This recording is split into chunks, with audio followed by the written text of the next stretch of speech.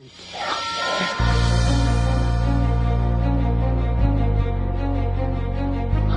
out there. You can't handle the truth. You can't handle the truth.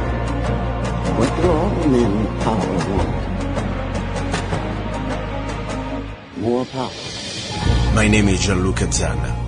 I was an Italian by birth, and I became an American by choice. Our lives and freedoms are in danger. This is not a dream. If you're listening to this broadcasting, you are the resistance. All systems go. Welcome to Love, Guns, and Freedom. Here we go, guys. You're listening to Love, Guns, and Freedom with luca-zanna on KTOX 1340 AM and on United States to the FM network. Another Sunday, another show. I must tell you, sometimes I don't know what's going to happen next Sunday. And I don't mean about content. There is so much to talk. There are so many opportunities to bring guests and different things. It is just about life in general. And level of stress, there is so much going on in everybody's life, but my life especially. It seems like it's just a 3-hour show, but there is a week of preparation and thinking, and also sometimes controversy and things like that. Sometimes I say, why even am I doing that? Seriously. But I'm always excited. I must tell you, it's always a new challenge. It's always a new opportunity to know and meet new people and to try to help each other. That's pretty much why I'm here. We try to share information that we can learn from each other. I always say that. The moment that we think that we know something, we really know nothing. So anyway, beside that, I want to spend 2 seconds before I introduce the guest, or today's guest, or Sunday guest. I wanted to talk a little bit about this Trump situation. Guys, I don't really have any party allegiance. I told you. I left the Republican Party more than 3 years ago very happily, because I realized that as much as there is little bit, or there was a little bit left decent among this two-party system, unfortunately, the top hierarchy, the top command control of these parties, they are completely controlled by the same enemies of this republic. These globalist internationalists, they have the same agenda. They buy out, or they manipulate, or they blackmail, whatever they do, but the point is they own both parties. And even as much as I don't like Trump, because I don't know really who he is, and even the things I know, at least what he's saying today, if you really believe in the Constitution, you're not really that excited. But one thing he did, in my opinion, he started to expose how the Republican Party completely can rewrite his own laws, regardless what the constituents and the voters want. That's the bottom line. It's an illusion. They want to at the polls once every 4 or 5 years, whatever, because they want to pacify you. In this way, you think you really have something to say. After all, you voted. And don't get me wrong, there must be some solution. I'm not here trying to bash, but the reality is, before we fix the machine, before we take it back, we must admit that we have a problem. We've been taken over. That's the reality. And I'm sad. I have a lot of friends that they really are completely in love with Trump. But this is a wrong attitude. I don't care if it's Trump or Obama. The moment that you have a cult of personality, you're in serious problem. Seriously, you always should use your mind. You always should use your brain. You always should look at facts, reality. I have not really any hope for Trump. I hope to be wrong, though. That's the only hope I have. I hope to be wrong. But if I use logic, if I look, for example, at what is said not that long ago on different aspects of life, of politics, from abortion. The guy, after all, he said on TV many times, is pro-abortion.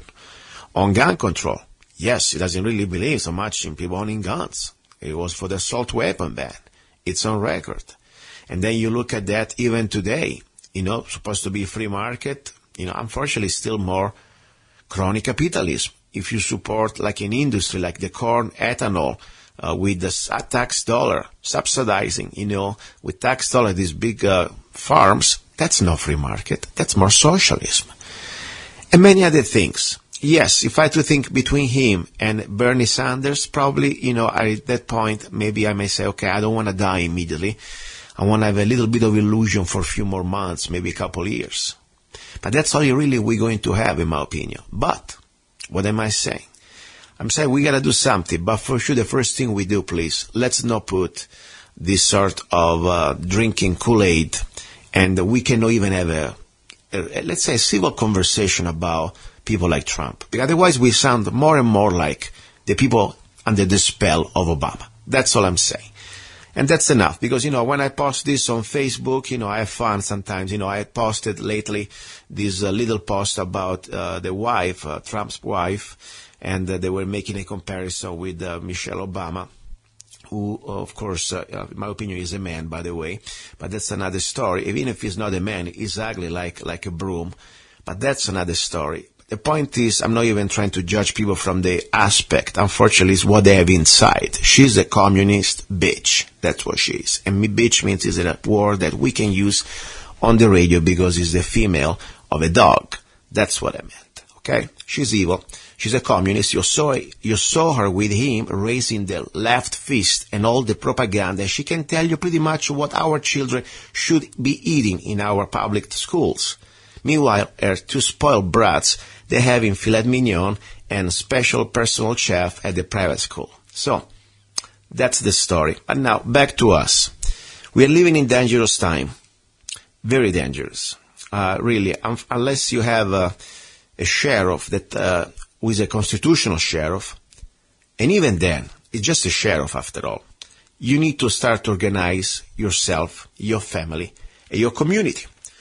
I've been talking about this many times. I've been talking with different folks, people that they have much more experience than me. They've been around since the 80s and been talking about this coming New World Order. I mean, I had Mark Corky here many times. I had other guys. I have the Oath Keepers. I don't care. I want to bring you everybody's input because the idea is time is now. And you start to smell it, even when some of you guys used to laugh at people like me just even 4 years ago. Now you know this is real. You saw things that before you couldn't believe it. People getting arrested just because they collect rainwater. Think about it. Or if you don't have a solar permit to have your solar panels, you're going to get fined and eventually SWAT team. Think about it. Little county government, even in Mojave County, you must ask for a permit and pay an hefty fine. It's not a fine, but it's a fee. For me, it's like a fine. For a permit. Because after all, you slave, you do not own the sun. But, you have to go through the government. Think about that. I don't know if our founding fathers would have probably lasted more than 60 seconds listening to these things. They would have snapped much, much earlier. Anyway, we must find solutions. The first solution is admitting that we have a problem, and then when you realize that we have a problem, we must start to organize. There are different forms of organizations. As I said, I don't advocate any of them, but at the same time, I want to share with you all of them, because I want you to find out what works better for you. Today I was we've been in touch via email with a gentleman from Arizona, and I'm pretty excited because I like to see people with, I've been listening to this word, the Committee of Safety, many times. And I wanted to touch this in a deeper way. And that was perfect today. So I wanted to bring in this gentleman from Tucson, Arizona, Mr. Ed Strain. And let me bring him on. Hey, Ed, are you there? I'm here, Luca. Nice to meet you. Thank you very much for your time. And please, first of all, introduce a little bit yourself. Every one of us has a different human background. And, of course, then we will go to the topic of what we're talking here, Committee of Safety. But let's talk a little bit about who is Ed. Well, Ed started out about 80 years ago on a farm in Indiana. Wow. And he learned a lot about how to take care of yourself and how to prepare for the next season. And after moving into town, I find that most people have no concept of being prepared or that another season might come without food in their pantry. I've heard a lot of people talk about the problems that could come, as you have mentioned earlier in this program. And I've heard a lot of people waving their arms and saying, we've got to do something. But they don't have anything to tell us to do. So I found a group called National Liberty Alliance who have a plan and are acting and are committed to educating people as to how to take care of themselves. And that's basically what I'm here to discuss. Very good. I mean, by the way, you look younger. I'm seeing you right now on Skype. You sound younger than, say, you're 80? Correct. Very good. Congratulations. I wish I could get close to the age that you are right now. You never know. In these days, it seems like everything more dangerous. Even supposedly our life expectancy is supposed to be longer. We're living in very weird times. Now, interesting. You live in part of Arizona, very close to the borders, at least pretty close to Tucson, a little far away from Mojave County, where I am. But you have a desire to organize. Exactly for what? I mean, we know we have different scenarios, but the idea what exactly this National Liberty Alliance is promoting, what are the different scenarios that we may face? Well, we're wanting to educate people on what the founding fathers had intended for our country and where we have gone astray from that. That's one of our primary objectives. So education, we're talking about education. I see also that on the website, and I invite everybody to go there, nationallibertyalliance.org. There are, of course, the founding documents, very important, the different biographies, the state constitutions, very important, and then there are free courses.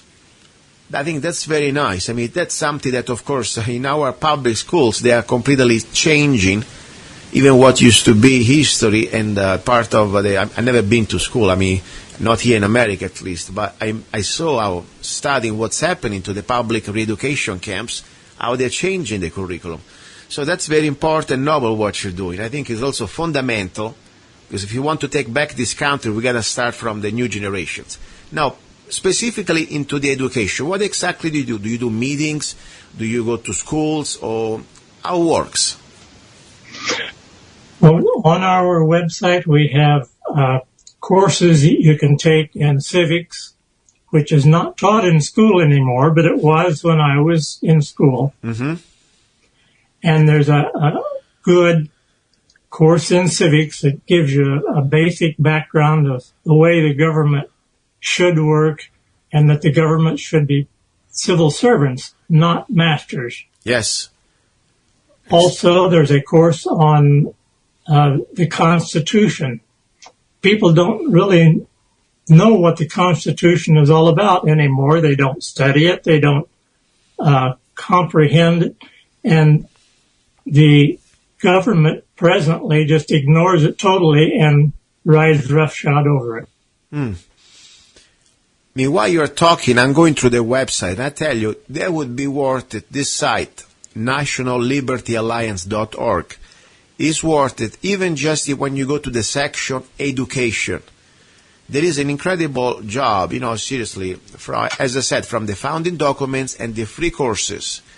Just there at the free courses, the Constitution class, Constitution course, civil course. I mean, it's really, really good, I'm telling you. And I like the part called political, how to petition, the Robert rules, the different type of sections like the Congress. And I mean, this is good. This is the foundation that's supposed to be to every American person who understands that we the people, we are the government, and we are the one that we must know our rights. Otherwise, how can we even try to defend them? That's the point. So this is so fundamental. Now, going to the Committee of Safety, because I heard about this many times. I've been talking a little bit. Let's talk about historically, in the history of this country, before even was a republic, when they were still struggling, in this revolutionary war. What exactly were this this Committee of Safety? How they started it, and how they were organized? Well, there were committees of safety,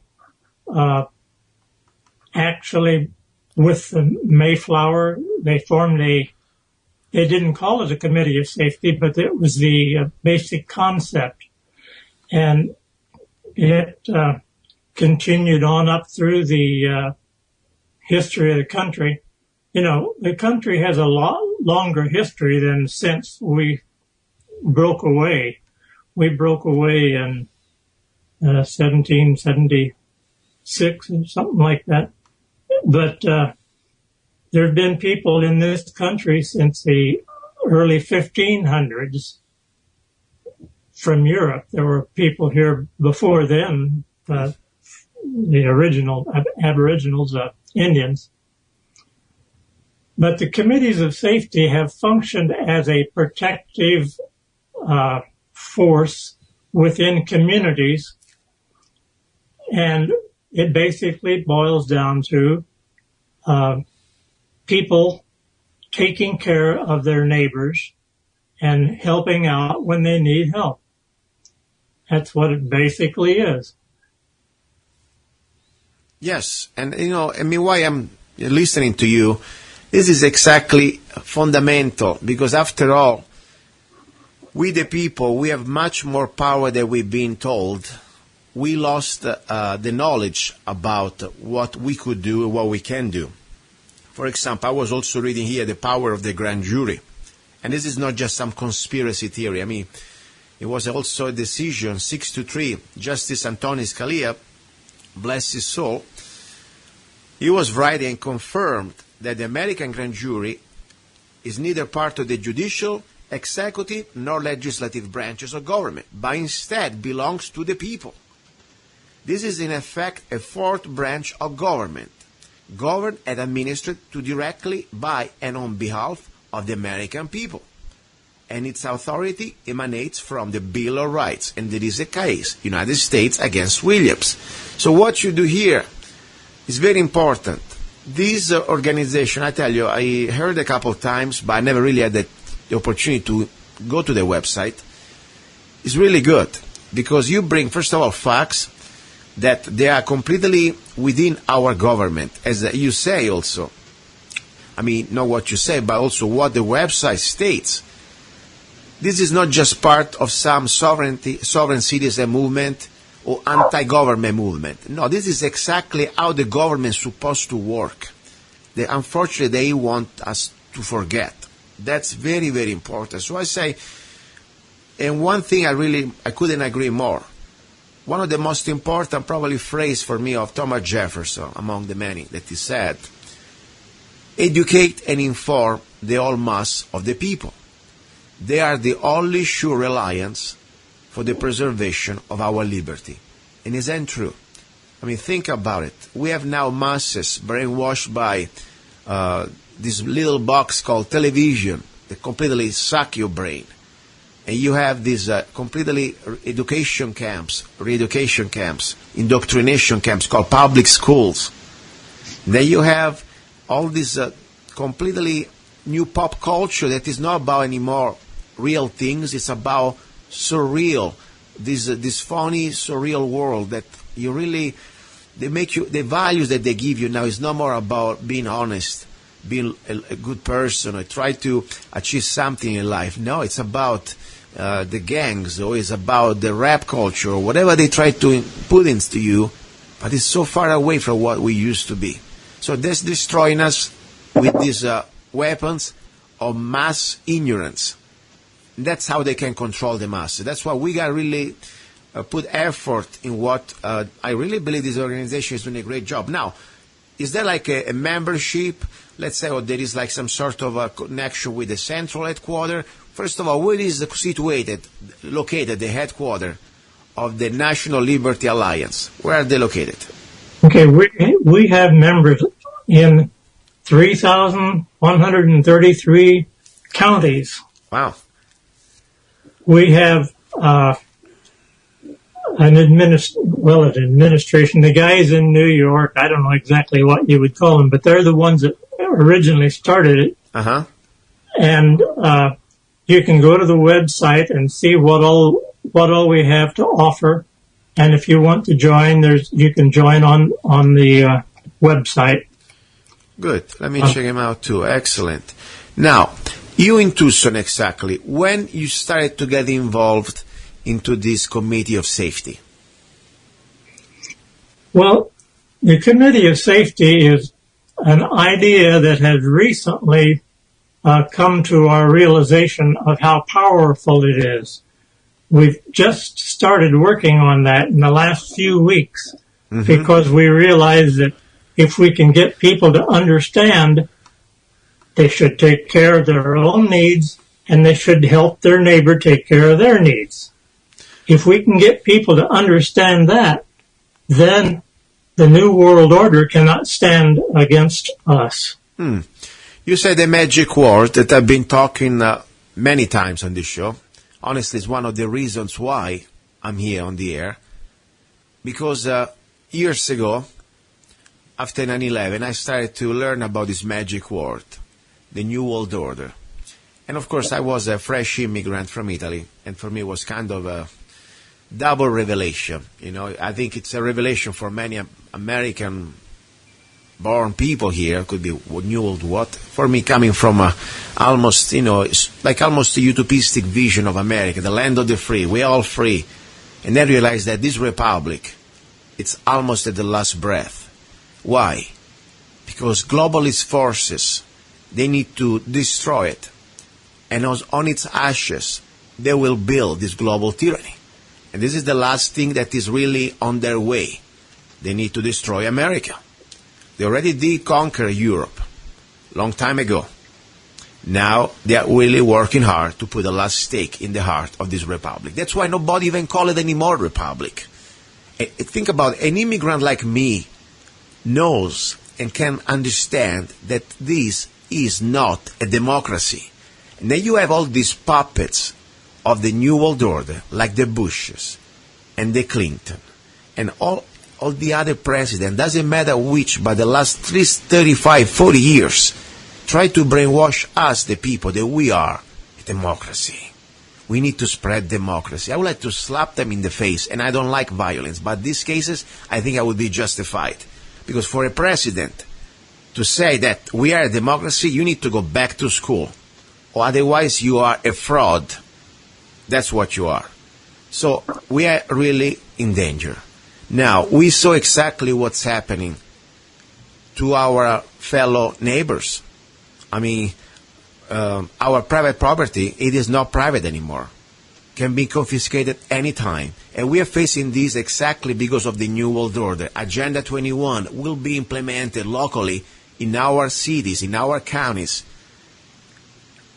And it may sound like some sort of a fancy name of some local or state or county ordinance, but at the end means control of our resources.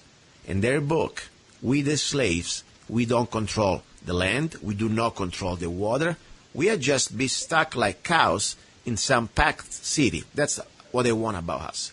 So that's why it's so important now to start to realize who is awake, who want to stand up, and we don't need to stand up anymore alone, but we can start to organize like our founding fathers used to do, and we need to start to say, let's help each other. So that's, I think, really is the essence of the Committee of Safety. Am I right or wrong? Am I okay as an immigrant here? Did I learn the lesson? Am I getting good on this one? I think you're very close. Pretty close. Please continue, because sometimes I start to get excited. I talk too much. I want to give you the floor. First of all, now, do you have meetings in Tucson for this Committee of Safety? Like, do you already have practical meetings with your neighborhoods, with your neighbors? At this point, we have not organized them. We are in the process of organizing them. We're wanting people to contact, they can contact me, and we'll figure out exactly what we're going to do. There's a program set up for inviting the sheriffs, inviting the fire departments to come and find out what we're all about. Mm-hmm. And we will support the sheriffs when they need a posse. We're not looking to be the people that shed blood. We're looking to be the people that educate and inform and have social responsibility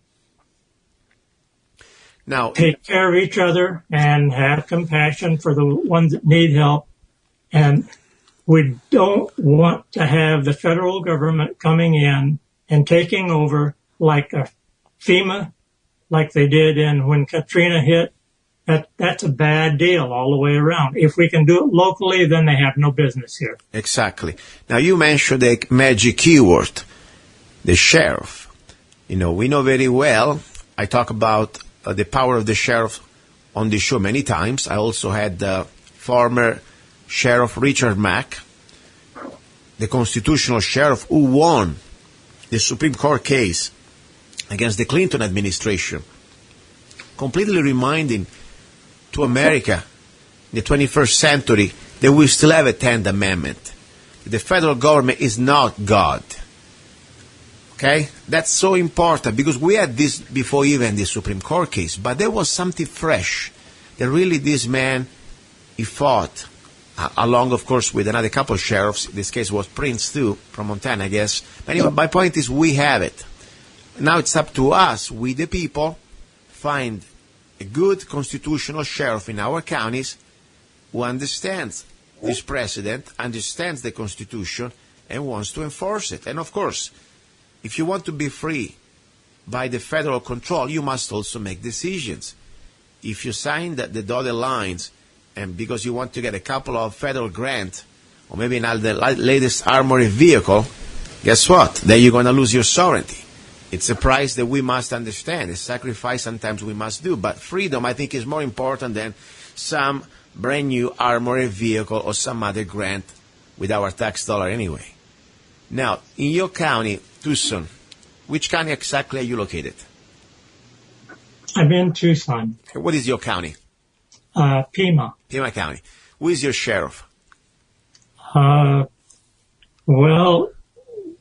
I'd have to look on that. My memory's getting faded at this point. You got an excuse because you're over 40, okay? Yeah. But that's it. That would be the first thing we must know. Our sheriff. He's nanos. Yes, it's more important than the man supposed to be our president in our county. Because we can meet him, we can talk to him, or at least we can set up meetings. And every 4 years, he will come to these meetings for sure because he wants to be reelected. So it's so important. We have a relationship with the sheriff, and when we see where he stands, we have the chance to help him out to learn. And if he doesn't want to learn, we need to replace him with a constitutional sheriff. That's so important. That would, right there, would start to have a big line of defense against all this garbage coming from the sewer of DC, District of Criminals. Right there would be a first line of defense. Nobody needs to get hurt. Nobody needs to be violent. We can have the sheriff with the deputies and, of course, supported by the posse, a great community that can take care of themselves and reminding to the federal government that the supreme law of the land, like Sheriff Mack did, it is the United States Constitution, not some foreign deal or some treaty coming from some United Nations bathroom secret meeting. Okay? So that's the next stage. We're already here. Now, Ed, did you ever heard about, first of all, the Chinese government owning big part of our debt? You know that. They own big part of our Federal Reserve debt also. But now also looking for deals in land, farmland, and also industries directly purchased with checks directly from the Republic of Communist China, whatever they're called, here in America. They're buying us out. Are you aware of this? I'm quite aware, and also that's a lot of what was behind the Bureau of Land Management shenanigans that they're doing. Exactly. I mean, you know, in Nevada, with the bandits, all that big production, and they were giving the excuse with the jumping cricket or the little turtles, whatever it is. At the end of the day, it is that they must give that part of that, whatever many acres, to this Chinese corporation to do this solar farm. I mean, they are buying us out, and they are buying out our politicians. And then they use, of course, our enforcers against us. So that's why I really believe the Committee of Safety is going to be vital. And they're going to come after us. There is a point that I'm telling you, I am not for violence. I really believe that if we can educate the masses, we can stop this peacefully. But there is a point, like our founding fathers, that we will be put on the spot. And I give you a scenario, simple scenario. Yesterday was the bandits with their cows. You may like it or not. You say, oh, but they need to pay their fair share. Guess what? Their fair share put them out of business. Okay? Go to find out the facts before we start to judge about the fair share. The fair share, they didn't have it before even the state of Nevada was created. This is completely crazy, but forget about that. Now next, they will come after your wells. Many of us in rural America, we still have wells. Guess what? In many states right now, your well must have a meter. Because slaves, they are not allowed to drink water as much as they wish without paying. This is not a conspiracy. Look in California, you can't even dig a well anymore. And if you do, you got a lot of regulations. And you got to put a meter. Slave, you got to pay your water. Meanwhile, you have corporations like Nestle, or look at Crystal Geyser, that they can suck up water from the Michigan Lake for free. Or they can suck up water from the mountain, Shasta Mountain there in California for free. That's the reality. This is exactly what's coming. And people say, okay, I don't have a well. Guess what? Doesn't matter.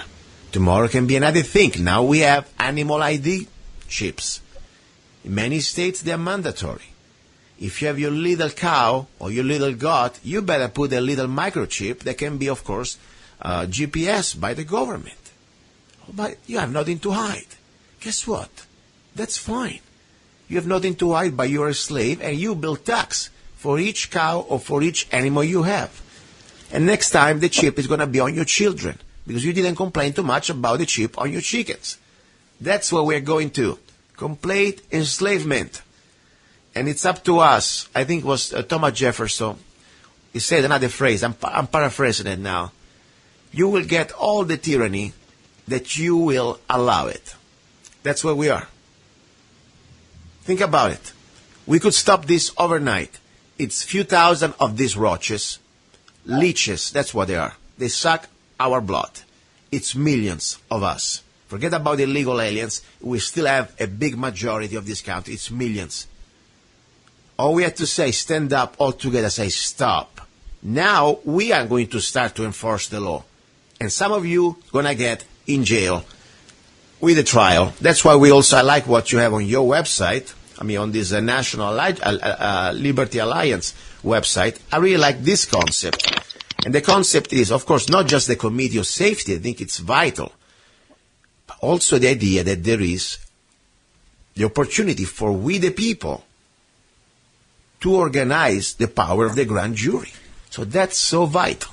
Now, what do you do in Tucson? You are a retired man, I guess, right? Do you still work, Ed? No. That means no, you don't work, or you work? I do not work at any job.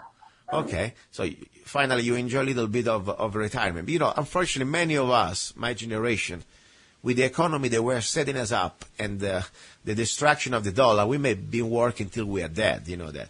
You know, you're still lucky probably you're collecting some leftover of the Social Security. But what do you think about the Social Security? What do you think about that? Is it a scam or is something good? Well, for my own personal problems, it was good in that I didn't give all my money away to guys that were willing to take it and give me nothing in return. Mm-hmm. So, you know, I did that as much as I could, but the Social Security was my safety net. Yeah.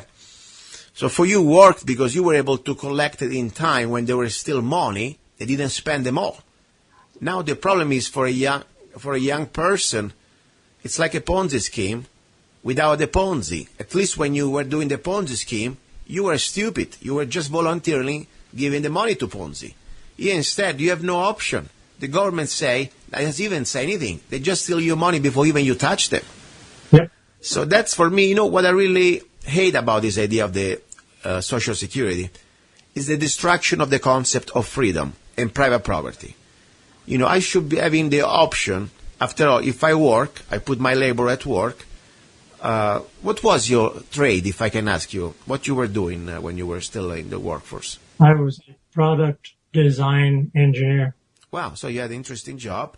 But whatever work you do, the point is at the end of the month, part of your money, they get taken from you without even asking you a permission.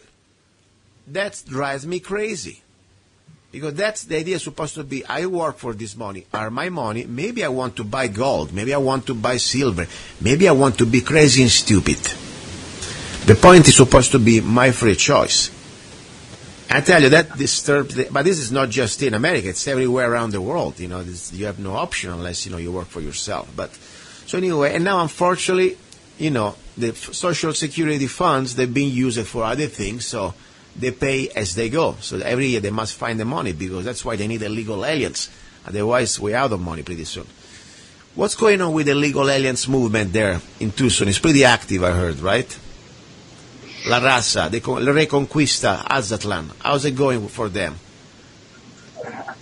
I don't know, really. I don't get too much involved. I know that when I was in business here, we had a lot of illegal aliens working in jobs that other people could hold. They also worked in a lot of jobs that nobody else wanted to do. So my main problem with illegal aliens is the word illegal. Mm-hmm. We should have a setup where they can come and work here legally. We need the labor, we need the muscle, we need the bodies, but we have made it such that they can't get here unless they just come illegally. Ed, let me tell you something. I am not exactly a native, okay? My accent can prove that. Okay, so I'm not exactly what you can call, I don't know, a nativist. Even, of course, the Southern Poverty Law in 2005, even 1 month before I became a citizen, they put me, or 1 month later, whatever, they put me in the nativist. That was hilarious. But regardless, this is my little input on the illegal aliens. First of all, we need now people, because unfortunately we aborted 50 million people the last 40 years. That's one reason why they're creating this necessity for the system. We used to have we're lacking about at least 50, 60 million people that never born, that never made it. That's the problem we have. But that's another story. The problem is one, they don't have to come here because this is not a right. When I came here, it wasn't a right. It was a privilege, number one. So even for them, my humble opinion, they have no rights. You have right in your own country. If I go to Mexico without a visa, and they have a big painful visas, by the way, especially if you want to buy properties, you cannot even buy a property. I cannot vote. I don't have any social services, no social security, nothing. But if I get caught without a visa in Mexico, they put me in jail, straight. Okay? Here, they have all rights. The problem is double for me. First of all, their attitude. They don't come even with love, some of them. They come brainwashed by their government that this is supposed to be their land. With the same mentality, I can go around and say, after all, London was founded by Claudius, the emperor, or Julius Caesar. Are we always going to go back some few centuries ago? There's always somebody did a war somewhere. Now, this is the way it is. Okay? The problem is even another one. They come, unfortunately, some of them, to take over, culturally and politically. California is the example. California, they took over in the political system. And their mentality is Marxist/socialist.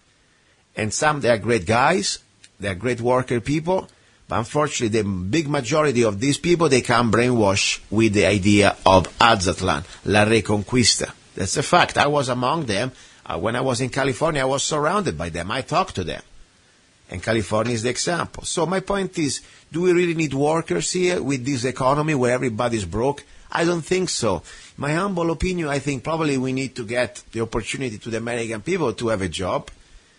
And I'm not an advocate for minimum wages because I think free market should dictate the wages.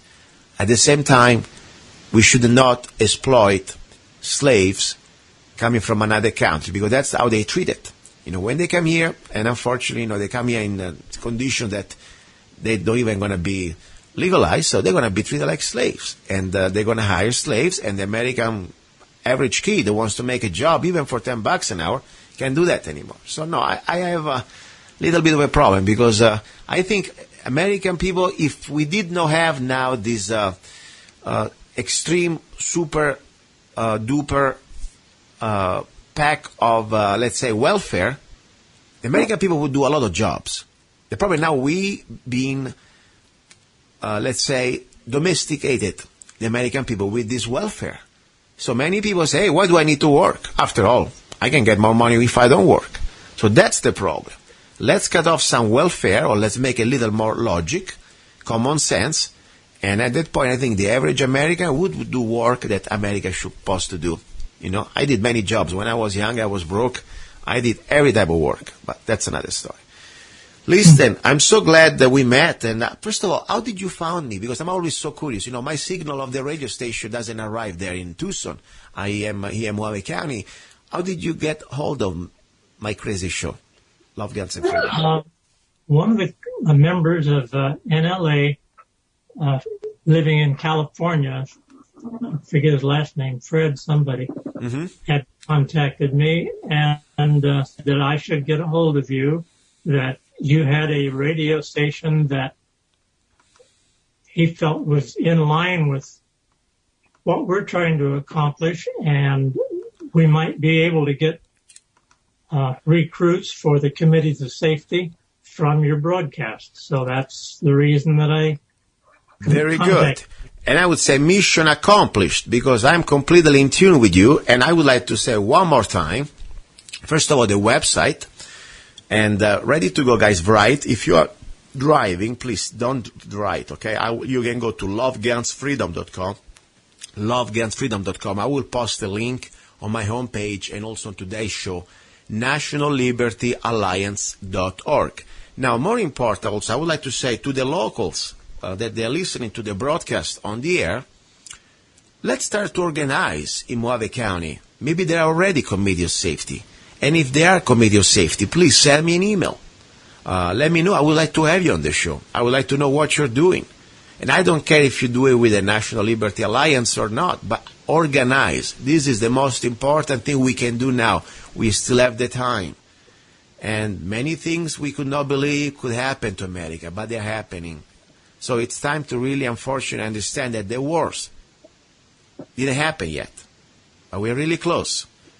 I mean, we are just a few days away from a shortage in the stores. Think about it. If just we have a problem with the communication, with the transportation, your Walmart or whatever grocery store would be over in 2 days or less. What are you going to do in a city or in a town when people start to have no more food? Or if the electricity goes down? And we don't even need to go with the aliens or electromagnetic pulse or the missile from Russia. It happened in the Southwest just 120 years ago when there were telegraphs. They were all burnt. Did you know about that case? That we had a big solar storm during the Western time in Arizona and the Southwest. You remember that? I mean, not because you were there, but did you read that? Oh, I was there.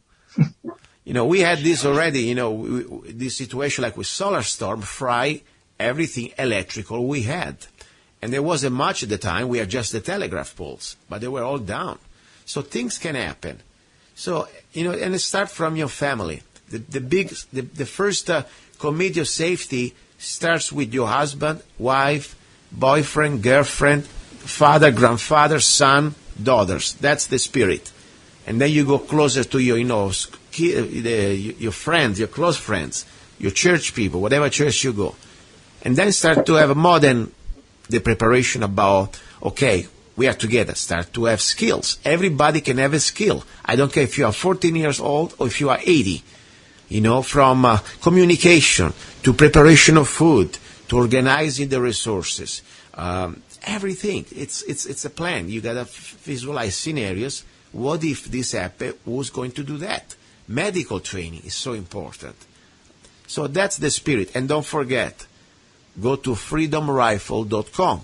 If you need an affordable military-grade rifle in the AR-15 configuration, M4, I created for you the Don't Trade on Us, the most affordable military-grade rifle for just $499. Plus you get all the freebies that you know. The free copy of the Constitution in parchment, like the original one. Then you get a copy of the CD, digital CD, Don't Trade on Us. You get a copy of the ebook, How to Become a Rifleman. A t-shirt, Slaves Are Never Armed, I'm Not a Slave. And then also you get extra freebies that you can go on freedomrifle.com, you can see, for just $4.99. So that's pretty much the message. Now, I want to say something before I let you go. Did you talk already with your county sheriff about this committee of safety that you're organizing there? I have not had verbal communications. I have sent a couple of letters to demonstrate what the sheriff's responsibilities and powers are. I haven't acted, like I say, we've just started on this committee of safety in the last few weeks. And I have not contacted him yet, but that's definitely in the near future. Keep me posted. I'd like to know the reaction of the local sheriff and any development you're doing, because I think now we can study also from this type of learning from each other. You know, sometimes it's like a little bit of a learning experience. We learn as we go, and we can learn from other people's experiences, you know. Oh, definitely. So keep me posted, because I would like to see a few committee of safety. You know, I like when things are decentralized, completely without a real central power. That means we're independent, we have a model, we have a common belief. It's called the United States Constitution, Declaration of Independence, and Bill of Rights. We speak English, even with different accents, and we believe that this is a republic. Right there we can get all along. And I wish we can create as many committee of safety, but when the crap is going to hit the fan, we're going to think about all the time we wasted talking about it, and we didn't do it. So let's go to work. Listen, I want to give you 60 seconds. Whatever you want to say, you close the floor. Go ahead. Okay, look, I do thank you very much for inviting me on the program. I admire your entire grasp of what's going on in the world. There's much that I could talk about what's going on in the world, but it's hand-waving and not accomplishing anything. National Liberty Alliance is not hand-waving. We are accomplishing. So we invite people to come and join us. Before I let you go, something I forgot to ask you. You know, you're an American from another generation, okay? The generation that normally when I was in Italy, I used to watch in black and white movies. And I tell you, I miss that generation. And it's saddened for me because I was just here 18 years ago. It breaks my heart. And I saw changes so fast that almost I cannot recognize in 18 years. How do you feel for you that you were born, even with after post-Federal Reserve, you know, you're still under the Federal Reserve private fraud, but still, 80 years ago, this country, compared to now, it was like heaven. Even with all the problems, don't get me wrong, you know, I mean, there are always problems. We are on planet Earth, there is humanity means corruption. But still, compared to a National Defense Authorization Act of 2012, that we have no more habeas corpus, that we are completely under martial law, the Patriot Act, and all this different tyranny that we have, all these agencies, three-letter agencies that they completely, without any type of real constitutional power, can destroy our life. You used to live in another America, and I invite you. I mean, I'm happy for you, but at the same time, I'm also sad because tell me, how do you feel today, looking at all these changes? Well, the Constitution, as it was written, still exists, and Americans should know what it said and what the framers meant for it to become. We have been hijacked and kidnapped by a criminal cabal, and we need to stand together and fight against them. It's possible still at this point to succeed, but I don't think that day will continue very long unless we do it now. Very good. Listen, thank you very much. Guys, I say you're listening to Love, Guns, and Freedom with luca-zanna. Don't go away. I have a little song I dedicated to you and to all people out there. They are not waiting and wasting time, but they want to organize now. Now is the time. Now. Okay? So listen to this song I wrote, and then we'll close up, and we're going to hour number 2, and we have an exciting guest that normally is always on, Mark Corky, and he's an expert in night vision. And we're going to talk about night vision for almost an hour. And why you got to get at least a night vision for your family, your ranch, or wherever you are, even if you live in a city, okay? We must have a night vision. You're listening to Love, Guns, and Freedom with luca-zanna. Don't go away. If you love wealth better than liberty, the tranquility of servitude than the animated contest of freedom, go from us in peace. We ask not your counsels or arms. Crouch down and lick the hands which feed you. May your chains sit lightly upon you, and may posterity forget that you were our countrymen. The line in the sand, you know the time is coming. The line in the sand, are you going to watch while we're fighting? The line in the sand, just tell me now where you're going to stand. How much more you're gonna take it? How much more you're gonna fake it? Now you decide what you'll do when they come. They'll come for you.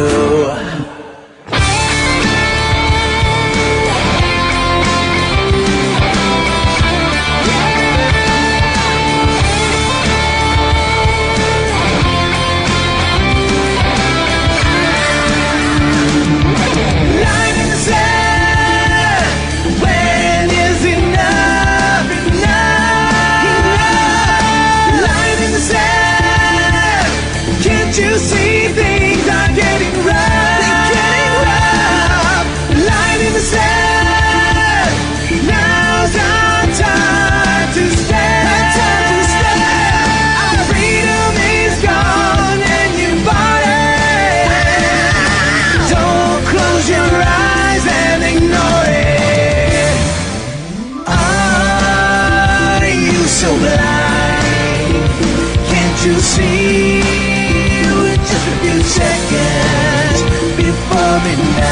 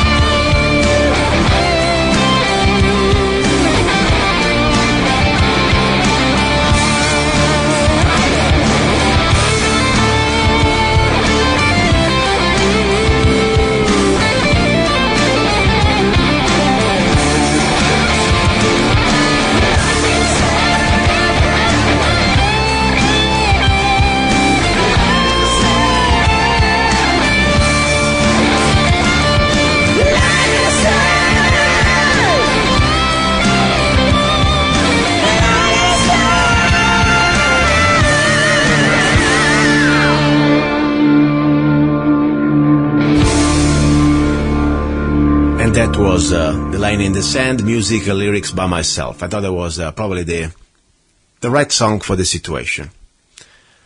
I must tell you something. This Sunday, I almost was tempted to call it off. I have a lot of personal matters going through. I'm not going to like to talk about my personal matters, though. You know, when I'm here, I talk about everything, you know, is public when it comes down to politics and things, but my personal life, I leave it out. Anyway, I will say, you know what, maybe this Sunday I shouldn't do it. But then I got this phone call and this email from the gentleman, Edwin. He's 80. He's still there. He wants to do his part. He understands what's going on. The show must go on. And that's why I'm here. Even sometimes I like to just take a break from everything and forget about everything, but I can't. Anyway, I need your help, I tell you, because this show is really important and is beyond KTOX. I want to thank KTOX to let, of course, the show in this local area. That's fine, and I appreciate it. But the show now, it took a life on its own, immediately almost after it was created. More and more over the internet, YouTube, I see new listeners coming from other countries. Forget about Moave County. I'm talking about from Germany to England, Scotland, Ireland, Italy. I'm humble and at the same time a little freaking out because I want to do better. I want to try to get the information that can be valuable. That's my only goal. Something that could be useful in this common defense, in this common fight against these bastards. The globalist New World Order parasites that try to enslave us. Simple as that. I spell it out. So I'm here. I need your help. You can help me out in many ways. And I don't need it for myself. I'm fine. I don't need anything for myself. To permit me to stay here and operate 3 hours on this show, but that takes me hours to organize and during the week, hours that I completely take away from my business. Please, show that you care a little bit. You can go to zanna.us, www.zanna.us. You need 99 cents. Download any of my songs for 99 cents. And doing that, you're really allowing, put fuel in this engine. And for me, it's also psychological. It means that you care. Okay? I don't want just a pat on your back. Oh, look, I'm behind you. No, I want you beside me. Okay? And don't forget, if you like drinking coffee, don't be cheap. Get a Zanna coffee. Same coffee that you would spend at the other bar or whatever you are, you save the money, you get better coffee, organic, and you support the show. ZannaCoffee.com, www.zannacoffee.com. Now, ready for our number 2? Don't go away.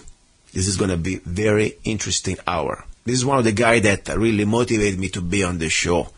Years ago, I've been listening for years. Him and Mark Corky on the Intelligence Report. Here we go. You're listening to Love, Guns, and Freedom with luca-zanna. You're listening to Love, Guns, and Freedom with luca-zanna on United States.fm network.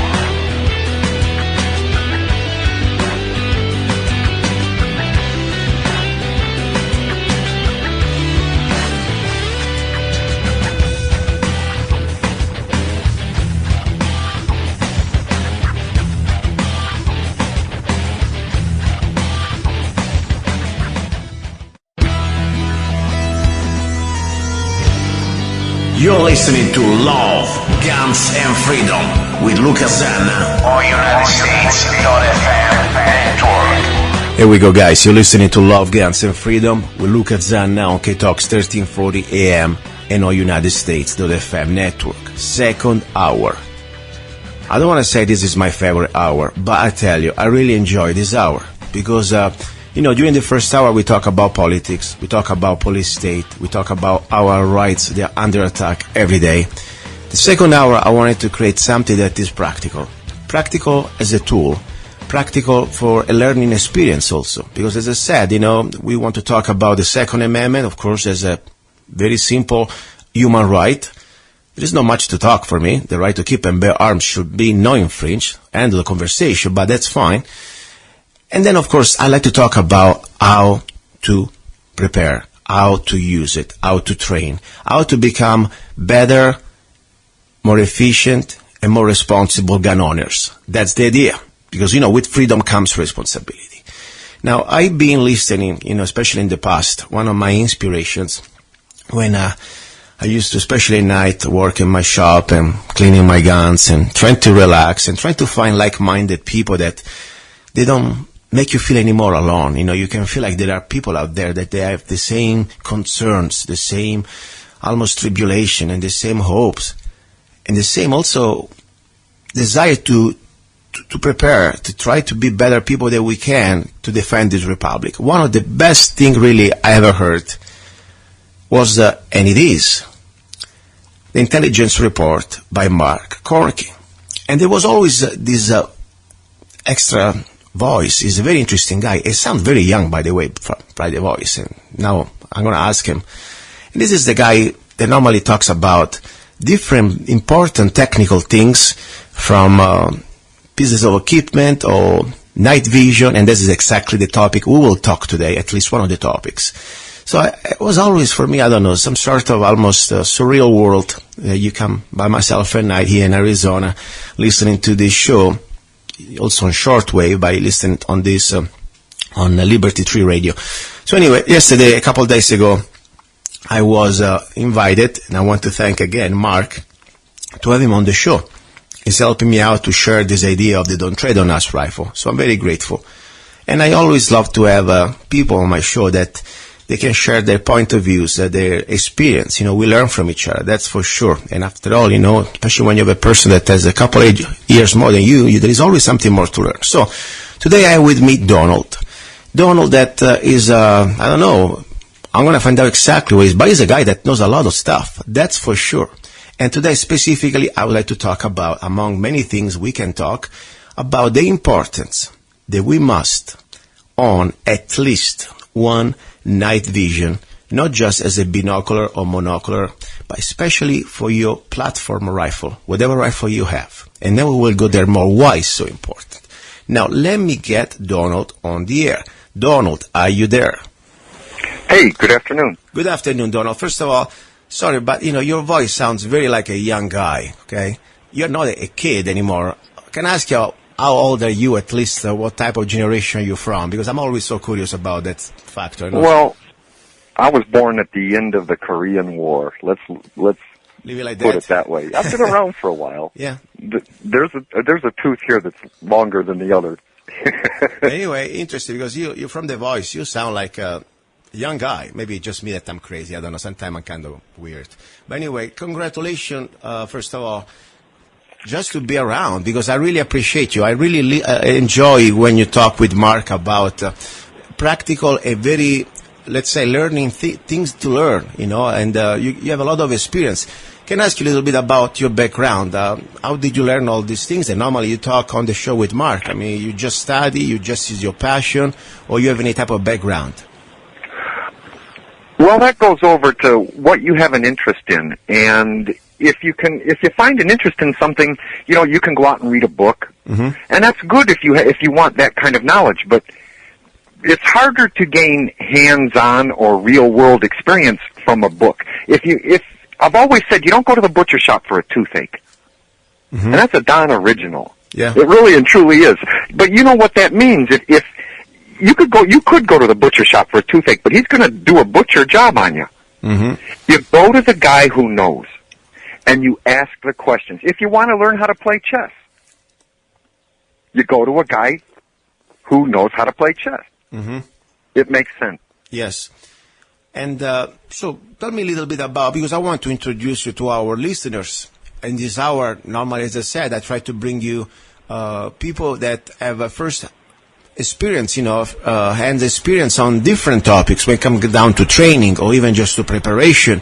I mean, you talk a lot about different things. Also, you are in the business of sharing night vision. What exactly, who is Donald exactly? First of all, you are in Michigan, if I don't mistaken, correct? You're located in Michigan. Are you close to Mark? Well, if you hold up the palm of your hand, Michigan map, you know, I'm right in the center of the palm of your hand, and Mark is down around the heel of your thumb. Okay, so we're most of 200 miles apart. Yeah, but still in the same state, but not exactly next door. Yeah. Yeah, because it's funny. We cross paths now and then. Yeah, because when I see, you know, I hear you on the show, of course, you are probably on phone line or whatever. Sometimes I forget that. I almost think you are close to each other. But tell us a little bit, before we go ahead and we talk about the topics that we want to talk, of course, a little bit about, because I always try to share Mark Corky's show. I think it's been one of the foundation of the militia movement, also the preparedness movement, or the informed citizen who wants to prepare for different scenarios. Tell us a little bit about the show, when people can listen to the show, and where they can listen to the show. Well, in the morning, you can listen on themicroeffect.com. You can listen on libertytreeradio.4mg.com. And how about that Indiana Freedom Talk Radio? I'm pretty certain you can listen throughout the day there. In the morning, it's 8 o'clock until 11 o'clock Eastern Time. Mm-hmm. In the afternoon, it's from 5 until 7, again, Eastern Time. Another hour off, and then we're back from 8 until 9. Wow, that's like really a daily effort. And Intelligence Report is interesting format because you have every day a different topic. Of course, there is a main theme that is about preparation and also what's going on in this republic. But, you have like every day a little bit of a different topic. Can you just give an idea, for example, the basic different days, what people can find when they tune in to listening to your show? Well, Mondays are an open day. We'll talk about any subject. Generally we'll review what the talking heads said on Sunday, Meet the Press this week in Washington and the other talking heads. Tuesday is Communications Tuesday. Generally we'll talk about, radio communications or various other means of communication. Wednesday is my favorite day. Wednesdays is Weapons Wednesday. Yeah, I like that too a lot, yeah. Yeah. And it's really topic. You really go into details, so much details of some stuff, that show that there is at least, it's not just reading the book, as you were saying. Something that you enjoy doing it, and you do it, or at least you've been doing it. That's a fact. And I think it's very important. Now, talking about, Wednesday weapon, you talk a lot about, you've been, at least the last few times I've been tuning in, you have this opportunity to share with the night vision for weapon system.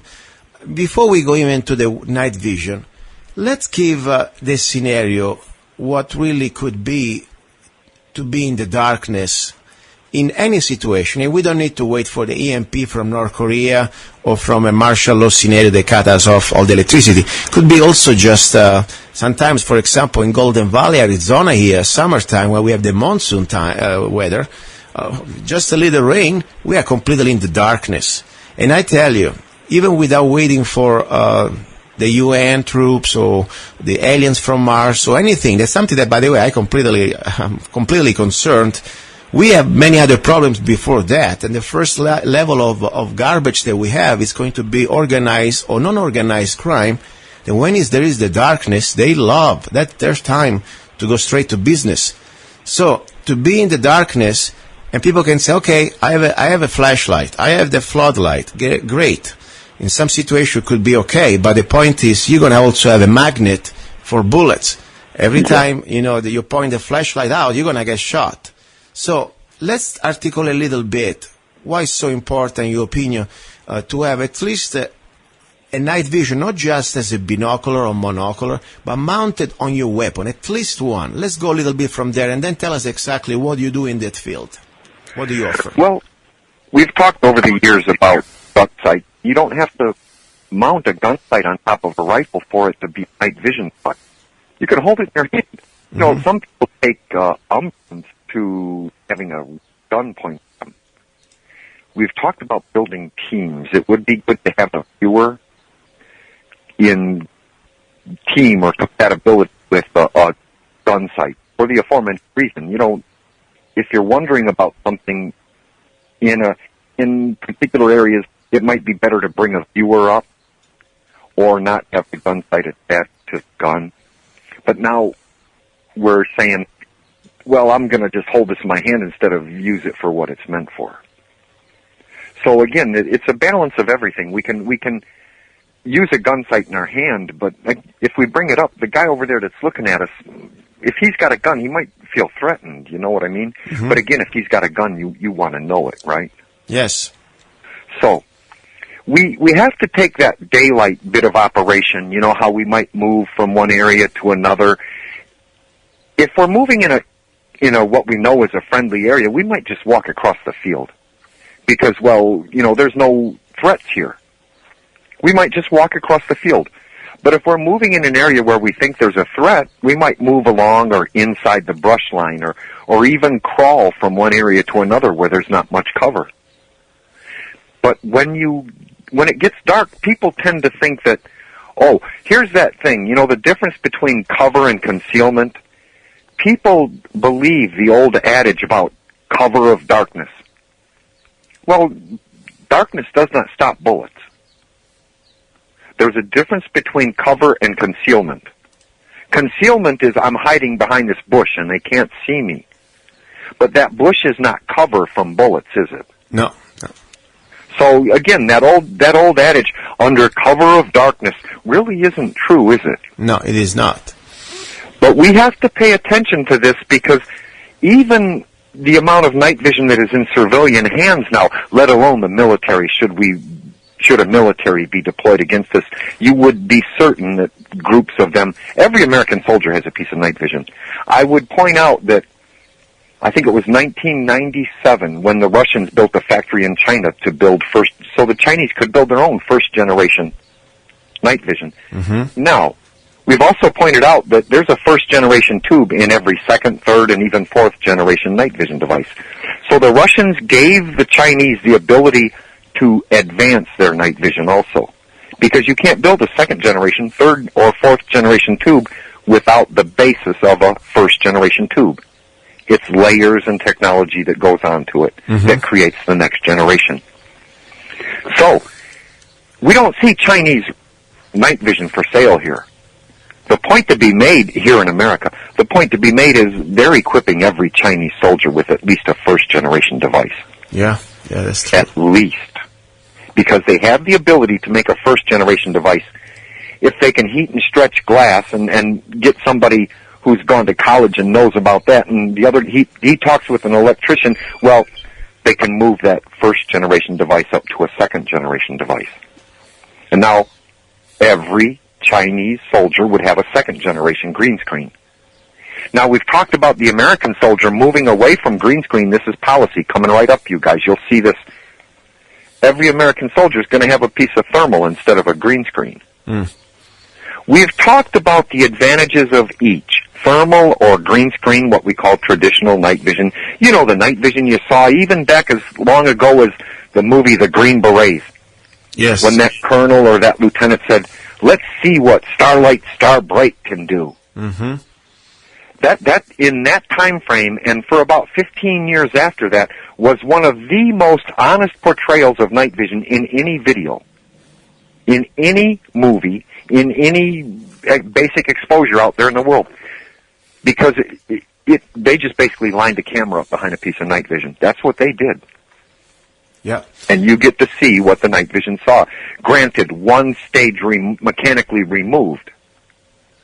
Now I built a night vision video, a classroom video, and then another outdoors video that took more than 6 months to build because, well, it's in the middle of the summer, and there's full moon and no moon, looking across the same landscapes. That's a good example. This was done on purpose, not just to, wander willy-nilly here and there and just turn on the night vision and record it and say, this is a night vision video. You're looking down a road that has an overpass, an expressway overpass, 987 yards away. And every time you look at that scene, no matter summer, winter, full moon, or no moon, the camera and the tripod are positioned right over a surveyor's iron. So it's in right the same place. You see the same bits of land in the summer and in the winter, with no moon, with full moon, with leaves on the trees and not. So that gives you the cyclic example, not only of the light, but of the seasons. Interesting. So this video took a good long time to build. It wasn't just, again, built overnight. What is this video, Donald? Where can we find this video? Oh, you can get that from Patriot Broadcasting Network, PBN, Mark and myself and Nancy's Broadcasting Network. Okay, I need to find out that. Yeah. You would send $25 in one way, shape, or form to Nancy Kornke. That's Koernke. Again, Koernke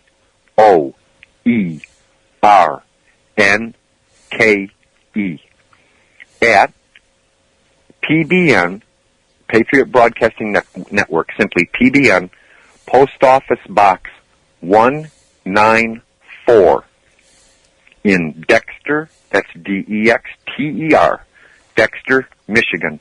You know, Michigan, the only state that abbreviates itself in such a way that it questions its very own existence. Am I? Yes. And by the way, talking about the PBN, there is a lot of good stuff that I've been buying from Mark the last few years, educational material, preparedness material. I mean, a lot of good information. I mean, I don't know exactly right now. A few years ago, I bought different packages. But the point is, maybe, when you talk to Mark or try to send them an email, find out exactly what they have, because Mark has been collecting the last 30 years a lot of good information for preparing for your group or your community, your family in different scenarios. So ask him, the video I think is great. I didn't know about that, but there are also other important things you can get for very affordable prices.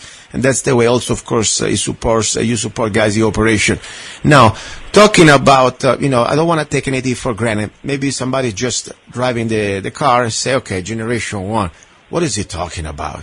Can you give a short debriefing, at least explanation, what means Generation 1 and how many generations of this night vision we have, so people understand also the difference, because sometimes people think, okay, I got a night vision, but what do you really have? Go ahead, please, Donald. Thank you. Albert Einstein is the basis for most of the night vision, the thoughts about electronics and light amplification. At the end of World War II, the Germans and the Americans fielded a piece of night vision. It was called, we now refer back to it as Generation 0. It was much like, the screen you looked at was much like being on board an aircraft carrier below decks just as you get ready to, or a submarine with the red lighting before you leave to the outside. Now, it was an active device because the tube wasn't efficient enough to just work with, moonlight. So they had an emitter. And, it was a infrared dish, about as big as a saucer, 6 inches across or so. And if you looked right at it, straight down it, you would almost look like someone lit a kitchen match, blew it out, and that dinky little burning coal that's left, that was all you would see of this device in the middle of the night, whether you were 5 feet from it or 100 feet from it. But it would provide enough infrared light to give that Generation 0 something to work with. Mm-hmm. Now, these had about 120, 140 yards at the most of range. But if it's the brand new thing on the battlefield, then we've talked about this, something people have never seen before. I haven't brought that to your hour, that thought line. But it was rather advantageous to the Germans who first fielded it, one could well imagine, because the Americans and the British, well, the one that you don't see coming is the one that hits you the hardest. You know what I mean? And they didn't see that coming, so they took a lot of hurt at night. But it was just a few months later, not very long, that we had fielded ours. Basically the same setup. It was a big battery, it was hard to carry, and it was an emitter system, Generation 0. The operator looked at a red screen. The thought line there was, well, if he has to put the device down, his eyes aren't too misadjusted to the dark because of the red light. Yeah. Now, the same thing happens with green screen. You see, these devices wouldn't work without an emitter, and if there was someone else over there with a piece of night vision without an illuminator, and over there you just move into the field and turn on your illuminator, and, well, you're going to do some business here, you know what I mean? He knows you're there. Because, again, we've talked about that. Turn on the illuminator, and if someone else has a piece of night vision out there, that's like you're walking around, or even you're just standing still with a flashlight on. Yeah. He's going to look over his device and not see any white light, any other color of light. He's going to bring the device back up, and he will confirm that there's someone over there using a piece of night vision. Now, that was the downfall, so to speak. It was active. We have to get away from that, the thought line about 0 generation. So with a little more improvements to the tube, well, they got the tube to work enough it would work in moonlight without supplemental light. That was first generation. Now, that came online. There were some cool things that went into Korea. Not a whole lot of people saw them. But there were some cool night vision binoculars for tank commanders. in green screen, and a piece that almost seemed to combine green screen and thermal, but it was a thermal device, but it was very definite. Now, if you were to come across one of these today, that's a collector piece, but many of them are still serviceable. Many of them work. The last time I held one of these in my hand was about 1997. Wow, interesting. But they're still out there, and they still work. But that's interim, and that's across the change of technology. Everybody went to first generation after that. That thermal technology kind of disappeared back into the woodwork. Now, we used first generation in Vietnam as previously exampled, the scene in the Green Beret, until about 1971 when second generation became available. We moved a lot of that over to the Arvin and whatnot, but our boys were using second generation in Vietnam in like 1971. The difference being, instead of just the first generation tube, which is a light amplifying tube, I could give you the description. They put a microchannel plate in front of the first generation tube. That microchannel plate, you take a piece of glass and you heat it and you stretch it and you let it cool and you cut it in half. And you lay those two pieces together and you heat it and stretch it and you let it cool and you cut it in half and so on and so forth until you're stretching these pieces of glass and they are finer than hairs. Interesting. I didn't know that. Now, this is where you get your lines per millimeter talk on first, second, and third generation. The lines per millimeter on first is simply talking about the screen you're looking at. But the lines per millimeter on a second, third, and fourth generation also involves the microchannel plate. Now, they heat this glass and stretch it, and then it's so fine that it's like having a bundle of hairs in your hand till it's about 18 millimeters in diameter. Wow. And then they let it cool, and they cut it, and they cut a wafer out of it that's about less than a millimeter thick. Wow, I had no idea all this. And they put a coating on that, so that coating can carry electricity across it. And when the light comes through this glass, it drags some of those electrons that are the photons, grab onto an electron and drag it into the first generation device. And now that's where the biggest jump in performance is from first to second generation as far as light amplification. And this is because of the microchannel plate. Now improvements in the coatings and the lines per millimeter in the microchannel plate took it all the way up from like 28 lines per millimeter to 49 lines per millimeter, 46 to 52 lines per millimeter. And when they got up there, see, the more lines per millimeter in the microchannel plate, every one of those little tubes adds to light amplification and adds to the fineness of the picture. Now, all of a sudden they said, wow, this is so much better than when we started second generation. First they called it second generation plus. And then they went up in the lines per millimeter and put a different coating on it, and they found that, instead of like 2,500 hours a lifetime, we're getting like 9,000 or 10,000 hours a lifetime, and that's such an improvement that they decided to call it third generation. Wow. Can I ask you something, 1 second, Donald? Sure. For example, now, I want to get basic, this is very detailed information. I'm trying to get the average person to say, wow, this is like going to school. And don't get me wrong, you don't need to learn everything, guys, but the point is to understand how much work there is behind this technology. Now, the generation 1, let's say you go to Big 5, and you get one of these monocular or whatever. There is also, for example, Sportsman Guide, there is the generation 1 little night vision scope. They go batteries operated for about $500-600 or whatever.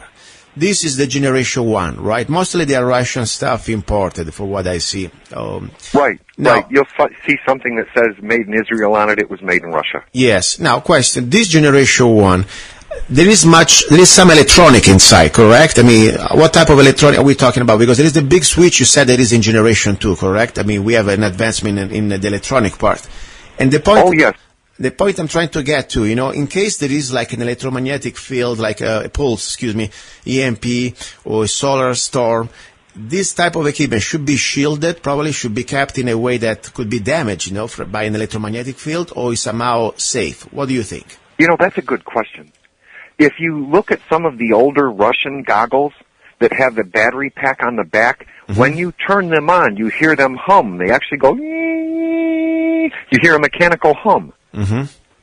That's because it's a mechanical device bumping up the 3 volts in the 2 batteries up to the voltage necessary to run across that night vision tube, so that night vision tube inside's running around 30 or 40,000 volts in a dinky little area. Wow! But that's being run up by an amplifier. I don't know the electrical phrase, but it's basically an amplifier. Yeah. Now, in the older Russian stuff, that's done mechanically. That creates that hum. In the later Russian stuff, it's done electronically. So you don't hear it. When you turn the device on, all you hear is the click of the button. Wow. You don't hear anything else. Yeah.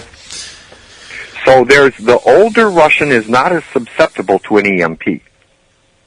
But it's still, if it's close enough, it can get fried. Anything is here's the reference here. They tell flyers, military flyers, if you're close enough but your airframe survives the blast, for every 1.5 feet of wire in the device that you're flying, you're going to collect, or rather for every 18 feet of wire, you're going to collect up about 1 volt. So, you can imagine there's lots of wiring in a helicopter or a fighter plane or whatever, anything that would stay in the air, so to speak. Yeah. But if the airframe survives the blast, they're only going to collect that much up. Most of the aircraft and military aircraft are hardened against that. But if you were worried in that sense, keep the battery out of the device. That's one thing. You don't want to have it powered up. Lithium batteries, if they're close enough to an EMP, will burn. They will explode, you guys. I don't know if you know that. No, that was interesting. I didn't know that. Now, this unto itself, we could go in a completely different direction, but this is a big subject in the people who would take the mark, because it's going to be lithium-powered, lithium-ion, lithium cobalt, whatever. It's going to be a forever battery, and if you take it in your hand or your forehead, when the EMP goes, you'll have that mark visible. Wow. And that's biblical. Interesting. I didn't know that. Very interesting. But lithium batteries, so you want to store your lithium batteries separate from your night vision or your laser rangefinder or anything, your communications devices until you need them. Okay? If you're worried to that extent, build a little Faraday cage out of a 50 caliber can. Have you talked with your listeners about that? Go ahead, you'd want to put a ground rod into the ground, like a brass rod 36 inches deep in the ground, and a good ground strap, like a battery strap to that, and bolt that to a 50 caliber can. You can put anything in it that'll fit inside it, but you want to take the rubber seal out of the top of it and perhaps replace that with a bit of Brillo, steel wool, or something along that line. Until, you can close it, but you have to kind of force it closed, You don't want to bend the can, and you want to put this in uniformly enough that, you create that little bit of seal there with the crushable metal. Now, that can is grounded. That can could be close enough, that the airframe might not survive. It might fall out of the sky. Yeah. But now I'm putting this up in the air where it's not grounded. I'm using that as example, though. Yes. But the device inside would survive the EMP. Wow, interesting. And this is important, guys, because I know sometimes we just think nothing's going to happen or it may not happen. Unfortunately, there things already did happen. And without even going to the EMP, I mean, in the Southwest here, about probably 100 years ago or so, we had records of a solar storm that burned all these, at the time we had just telegraphs, so at least the only thing really was somehow damaged because we didn't have any electronics beside that. Oh, some of the telephone poles caught on fire. Yes, so if I remember rightly, I remember the accounts of it. I wasn't there. Yeah, exactly. Exactly. So my point is this can really happen just naturally. And now, of course, there are many other reasons they may happen. So it's something to consider for many other aspects. But now, I think it's so important I have a lot of people that I know, friends too. They have, a great rifle collections, or even worse. I say worse because I tell you why. Handgun collections. Don't get me wrong. Great. If you can afford it, get them all. But, as I said, no war was ever won by a handgun, okay? If you want to really They've been started by them, but not finished. You're right. Exactly. So you always put your money first into rifle and ammo. And, of course, the handgun is the way you fight, the way to the rifle. But don't get me wrong. You can buy everything you want, everything you can afford. But if you already have the basic, when I came down to the basic, after you got your rifles or your rifle, you should have, in my opinion, at least one night vision that goes on top of the rifle. Because, as I said, many things can happen, even before we go into extreme scenarios. Just with accidents or weather, you have, especially if we live in area like remote areas, at least rural areas like here in Arizona, Mojave County. When there is no electricity here, we're in the middle of the desert. Unless there is moon, you are completely pitch dark. And well, the country, you might want to have a piece of night vision simply to deal with the vermin, exactly, the coyotes. Exactly, exactly. So it is so important that people start to realize this is really a practical thing. Like you have a spare tire, you should have a night vision, but something that you can put on your platform. And, the best platform probably would be, in my opinion, in this case, like AR-15 with a flat top. You can easily install it, less recoil. You still have the type of performance because, of course, we're talking about pitch dark, and probably we're not going to generation 3 or 4, something that is very super expensive. But even just with a good generation 1, you can at least control your perimeter. And I tell you, with my generation 1, I can able to put body shots within 100 yards.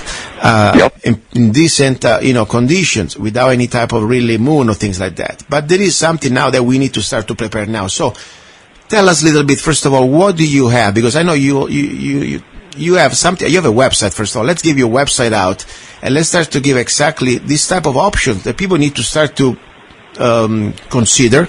And as I said, if you have many rifles, if you have maybe too many guns, sell a couple guns, and get your night vision. Because that's going to be the most important asset for your family, in my opinion, and also for your neighborhood in case there is something really bad start to happen. Go ahead, Donald, please. Give me your website out. Thank you. Hey, the website's ydtoe.us. That's Yankee, Delta, Tango, Oscar, Echo, .us. Again, ydtoe.us. That's Yankee Doodle Tactical Optical Equipment .us. If you go over there, you'll see some text. I encourage you to read the text. If you do that, you'll know more about night vision. A lot of websites, they just run you right into this is what you need, but they don't give you a whole lot of information. So I'd like to pride myself in offering you what you need and filling that niche in your particular area. If you call me up and ask me about a gun sight, my first question in that reference is, how far are your ranges? And many of you have heard that, if you've been listening or if you've called. How far are your ranges? Now, that's the first qualifier. Mm-hmm. But let me offer up another qualifier here, because this is something that's hard to do in a audio world, talk about a visual medium. But we can do this to a very, we've kind of refined this over the years, you guys. That Generation 0, you can still find that. And you're going to have to run that with an illuminator. We'll qualify that. But as soon as it gets dark, you turn on your Generation 0, your first generation, second, third, or even fourth generation. Now, you might be standing right, all four of you, next to each other, and even the fifth guy with the Generation 0, everybody's going to look at him and tell him, turn that thing off. Mm-hmm. And he's going to understand why, because of the emitter. Now, let's say that there's a full moon, but it came up in the middle of the day, so it's only going to be out for, 5 hours at night. Now, the moon's starting to go down. That guy with the first generation piece, he's starting to think, I need to turn on my illuminator. Mm. And the moon falls below the horizon, and his sight lines have gotten real short compared to what they were with that full moon in the sky. It happens to second, third, and even fourth generation. third and fourth generation are built to work in extremely low light, so they don't lose the distance that first generation does. By the time that guy wants to turn his illuminator on the first generation piece, the sight line on the second and above have been shortened, but they're still able to deal with the low levels of light. Now let's offer up a different scenario. There's no moon in the sky. There's no clouds in the sky, star-filled sky. That's on the verge of the guy with the first generation wanting to turn on his illuminator. But if clouds come in and there's no city reflection off the clouds anywhere, if you're out in a rural area, he's going to want to turn on his illuminator. But the guy with the second generation, he's still going to be all right because his sight lines are shorter, but he's still producing a good image. If you moved into an area like, well, with a canopy overhead, you're going to want to turn first, second, third, even fourth generation because, well, you've taken away so much ambient light. So an illuminator is a good thing, but it's a two-edged sword. It's as soon as you light that up, if there's someone else in the arena, in the area, they're going to know it if they're looking in that direction. So there's that caveat about an illuminator, and there's that graduated ability as far as first generation compared to second and third. Yeah, very good. I mean, interesting. Now, the point is, of course, something is better than nothing, but the point is, as you pay, I mean, you get what you pay for. You know, as you said, if we're talking about life and death, okay, if you want to just go out and hunting coyotes at night, okay, whatever. Maybe the coyote's going to see you, maybe not, and even if he sees you, whatever. But if you have the situation that you have one piece of equipment that you should rely your life, think about it. One day, maybe not, but what if really you are surrounded by marauders or people that want to take your stuff and take your life, your wife, your children, your dogs, anything you have, and you with your family, your group, and you have only one piece of equipment, in this case one weapon system, night vision, and you know you want to be sure that you are stealth. You want to tell them that, hey, don't come close because I can see you, you cannot see me. The moment that they can see you, even without any other night vision, when you got this illuminator or even they can start to see something in the pitch darkness. You're going to give your position away. So this could be something really, unfortunately, that could save your life. So it's up to you guys. You know, put priority in your life. Everything you want to do, that's fine. But think about what type of potential we're talking about. Maybe get one, but get a good one. Now, what exactly do you have on your website? What type of different generations do you offer? And let's go more into details how they can get it. Thank you. If you go over to the website, you know, ydtoe.us, you'll scroll down past the text, and the first thing you'll be into is the digital. You'll see a digital viewer and 2 digital gun sights. All of my gun sights sourced from this company are at minimum 308 capable. They'll live on top of your M1, your AR-10. No problem. Wow. Now, the 2 digital pieces there are only different in basically their amount of amplification. The digital devices right now, they've got some pretty cool features with them. They'll range for you. They'll record your last shot for you if you want to do that kind of thing. They have a GPS. It can be shut off. So, you know, we've talked about that, and some people say, oh, it's got GPS. They'll know what. You can shut it off. Mm-hmm. Yeah. So it has some good qualities and bad qualities. The digital can be used throughout the day. You can target with it through the day and into the darkness. But as mentioned earlier, you're going to want to turn the illuminator on before the first generation guy. But that first generation guy, if he wants to use his device in the daytime, he's using it through a pinhole cover, hoping that cover stays on through the recoil, and he's using it for a minimal amount of time because you don't want to use a night vision device in the daytime, a green screen, even through the pinhole, because, well, it's kind of like driving your Pinto up the expressway in second gear at expressway speeds, you know. It's not good for it. Now, I've got that. There's a 5 to 18 power digital. I think that's at $550 right there. Wow. We're looking at procuring a handful because sometimes you can dig it up, but we found some first generation green screen, and we're looking at procuring that. We will offer that once it's in our hand.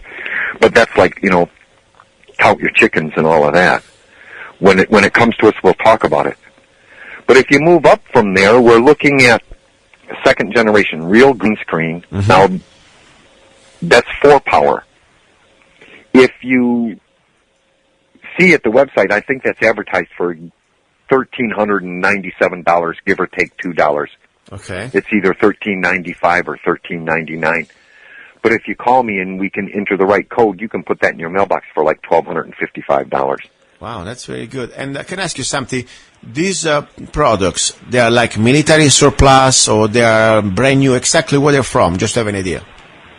Oh, some of these are hybrids. Some of these are American-built. Some of these are, as example, that second generation piece just referenced, that's probably going to be a Russian tube. Mm-hmm. There's hardly an American second generation tube available now. At least you come across a small stock of them someplace, new old stock on somebody's shelf. It's been better than 7 years since ITT ran a batch of second generation tubes for America. So wow. The American military is using third generation, so that's the big tell right there. There's almost no point in them building second generation anymore. That device at $1,255 is a Russian tube that's going to give you 3,500 or 4,500 hours compared to Americans' 2,500 hours. Wow. If we go up from there, I can offer a Belgian tube in second generation that'll go almost 8,000 hours. Wow. Now that's almost the lifetime of a third generation tube. Well, question, when you say 8,000 hours, okay, or 3,000 hours, means that technically after these hours, is the night vision may start to malfunction or may start to die? How does it exactly work? Well, let's reference back to that microchannel plate, because it offered protection to a first-generation tube to the extent that a first-generation tube will give you about 1,500 hours of life. You put a microchannel plate in front of it, and you get 2,500 hours of life. But every time an electron or a photon goes through that microchannel plate, it degrades it a little bit. Wow. Eventually, those individual little glass tubes, they say, you'll never do that to me again. And when you get enough of them together in one place, you start to see a little dinky little dot on your screen that you're looking at. Now, this is one of the things they did to go from third generation to fourth generation, they changed one of the protective films.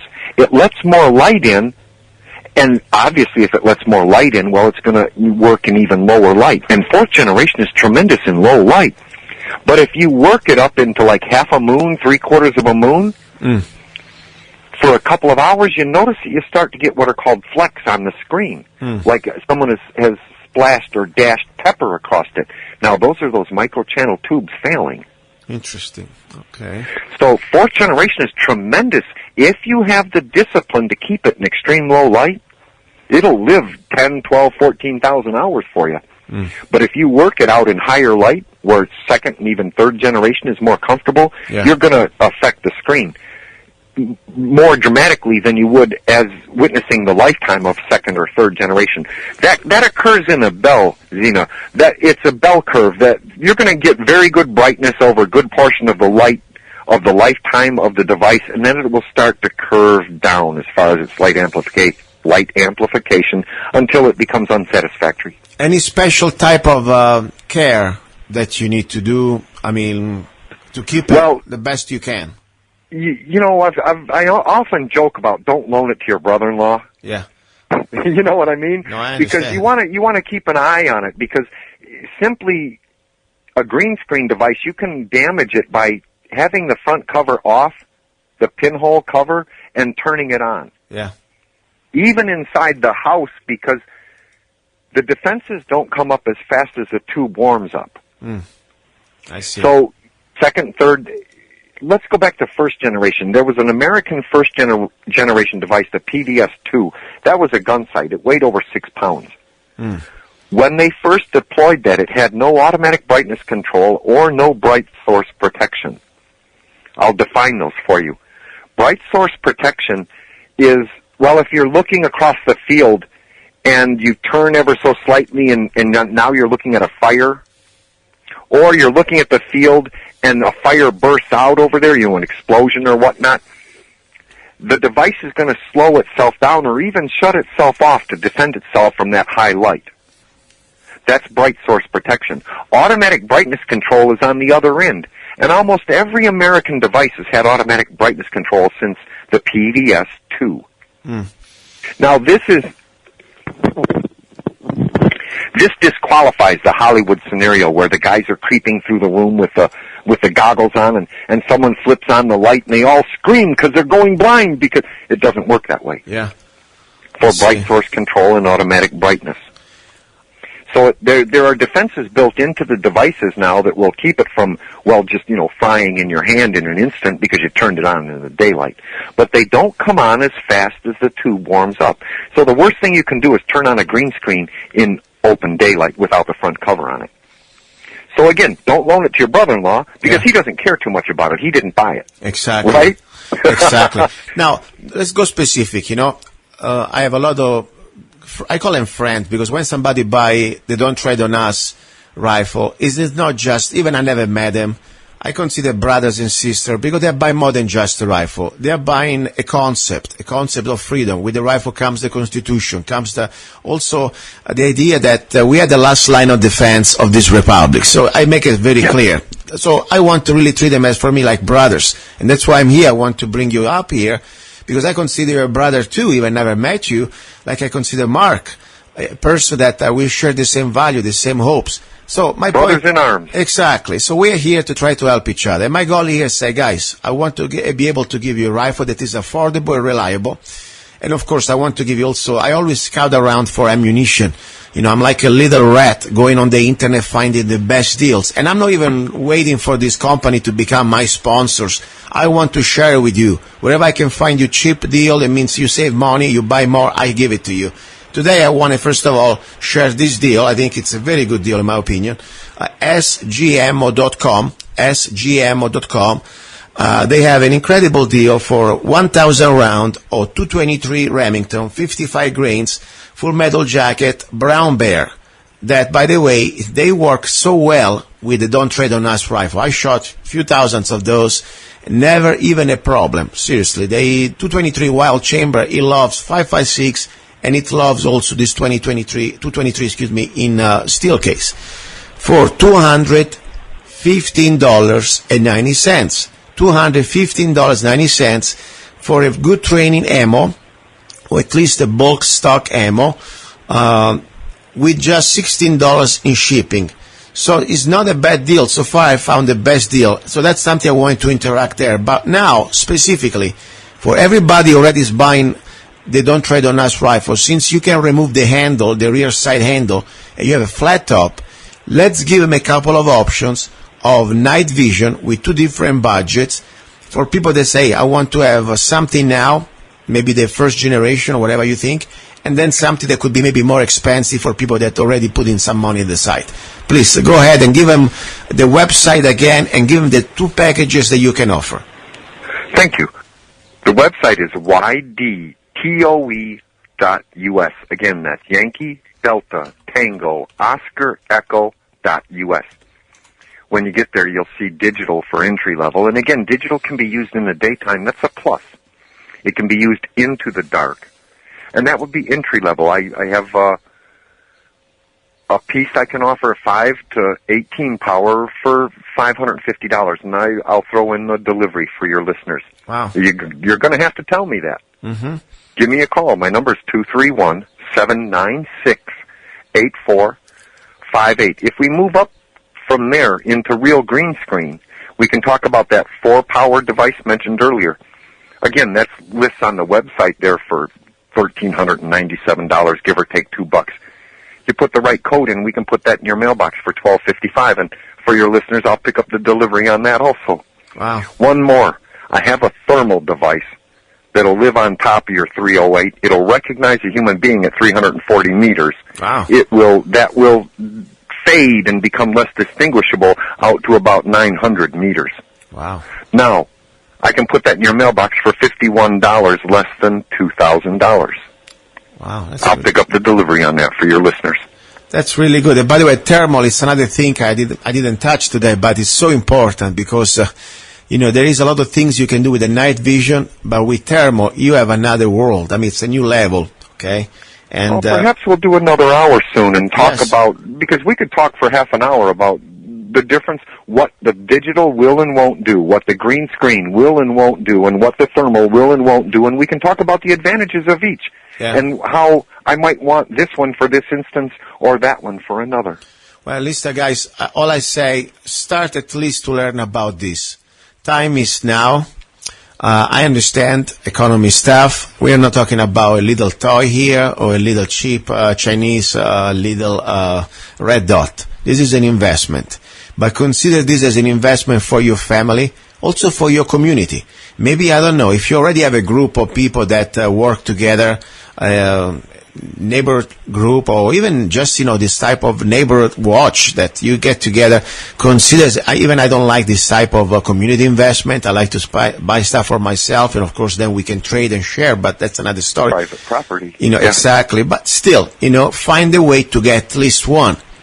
Because when and if, and unfortunately the if is becoming less and less probable, it's becoming more like when, we will have a crisis and we have no electricity, you wish you remember these wars, and every dollar that you spent at the useless coffee place or whatever other way that you spent your money, I don't care how broke you are. I know that you go out, even drinking the stupid sodas or going out to the Starbucks or whatever, at the end of the 6 months, you probably could have afforded a night vision.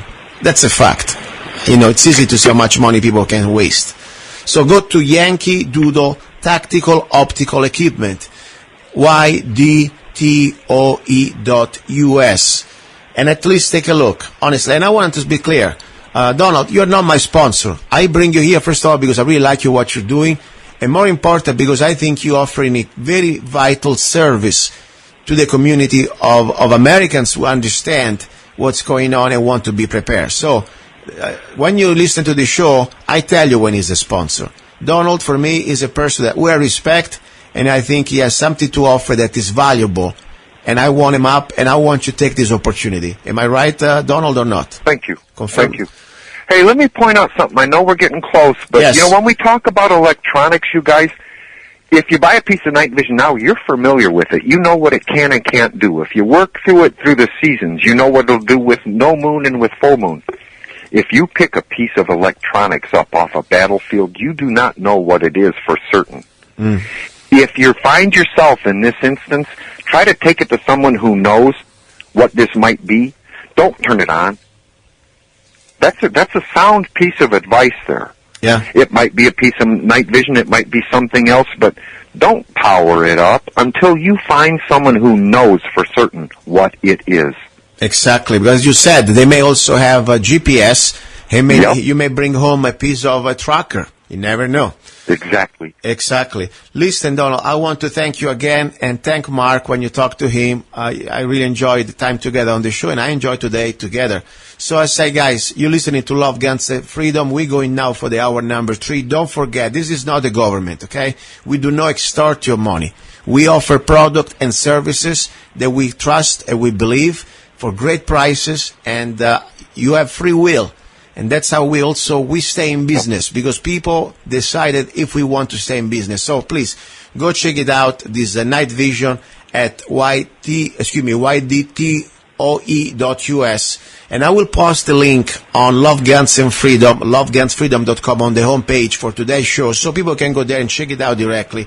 Don't forget, if you want to look into the Freedom rifle, Don't Trade on Us rifle, the most affordable military-grade rifle in 5.56 and 223. Technically, it's the 223 Wild, but you can shoot both calibers. You go to freedomrifle.com, the most affordable on the market, with a lot of great freebies for just $499. Now, yes. Donald, I have exactly 60 seconds. Whatever you want to say, I give you the floor. Well, I thank you very much for your time, and you guys, all we can do is, and I hate to be this way, but all we can do is all we can do, and if you're not doing anything, well, it's shame on you. And if you're not getting ready, well, you're not paying attention to the people around you. Those that are concerned for you, that say you should do this. Why? Because they don't want to carry you later, because it'll be hard for them to carry themselves. Preparation is everything. Everything. Thank you, Luca. God bless you. Thank you. Thank you. Okay, guys, don't go away. We have hour number 3. Don't tread on us. Do you want social justice? Now I give you social justice. The Zanna way. Don't trade on us. The Freedom Rifle by Zanna. The most affordable military-grade semi-automatic AR-15 rifle in M4 configuration.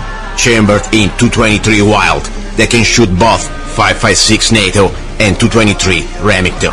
4 minutes of angle for just $499. Made in the USA. Get your Freedom Rifle now. We need every law-abiding American armed with knowledge and at least one military rifle, ready to defend good against evil. With every Don't Tread on Us rifle, you will get free parchment replica of the United States Constitution, free digital CD, Don't Tread on Us, free ebook, How to Become a Rifleman, free t-shirt, Slaves Are Never Armed, I Am Not a Slave, free 30 rounds magazine where allowed by the law, free laser engraved ejection port, Don't Tread on Us, for just $499. Go to www.freedomrifle.com, www.freedomrifle.com. Get your Freedom Rifle now.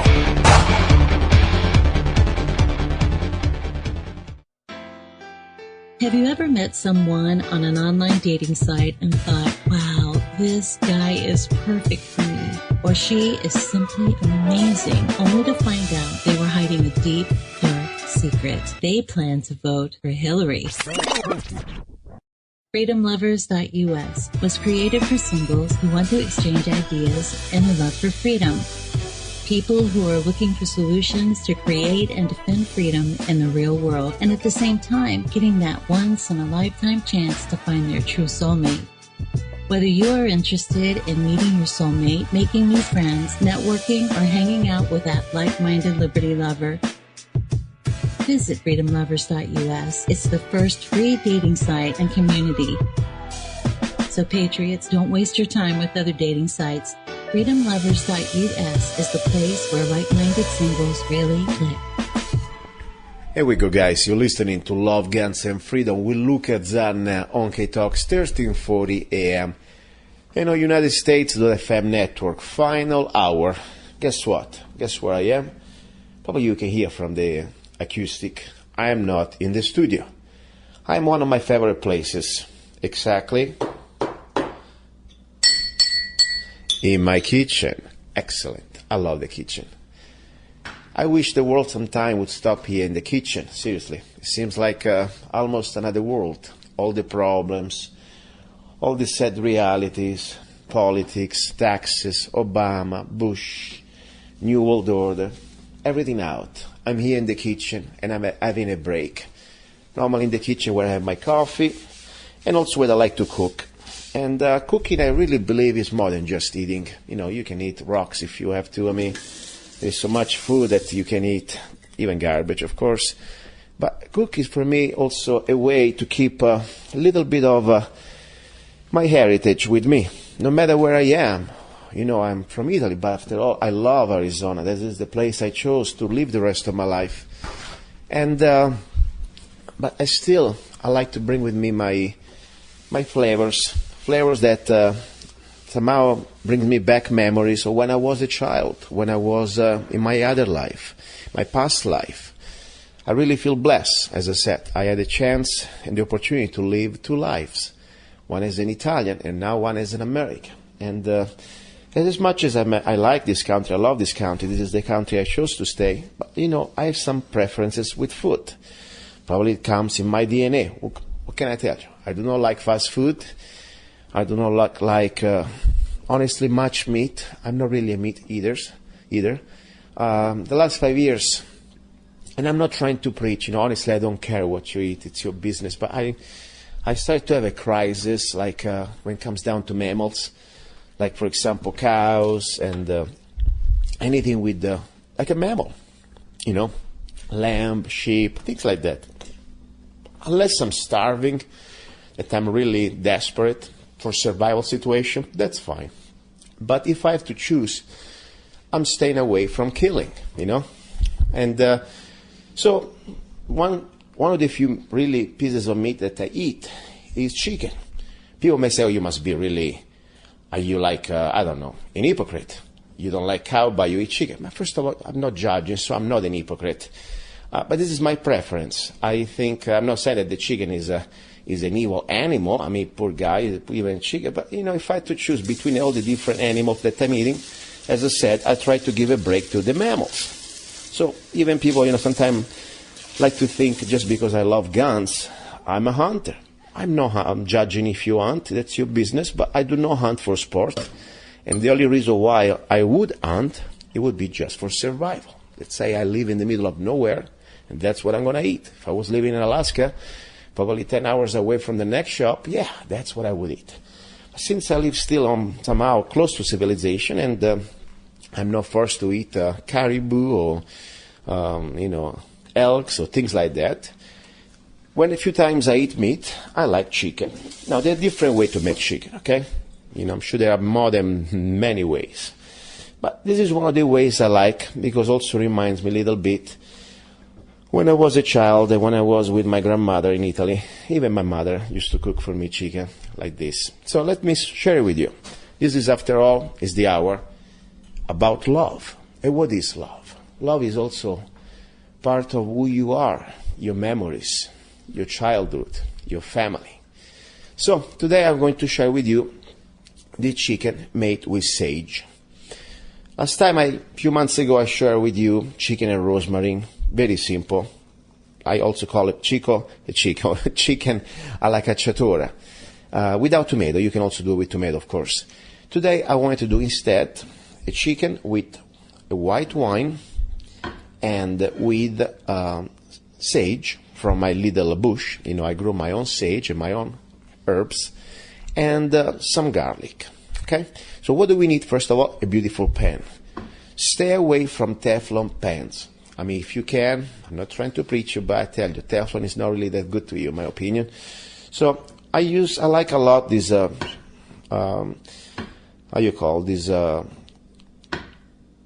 cast iron pans, okay?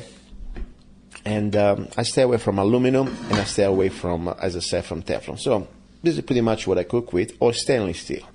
I have some organic chicken that you can get, by the way, different places today.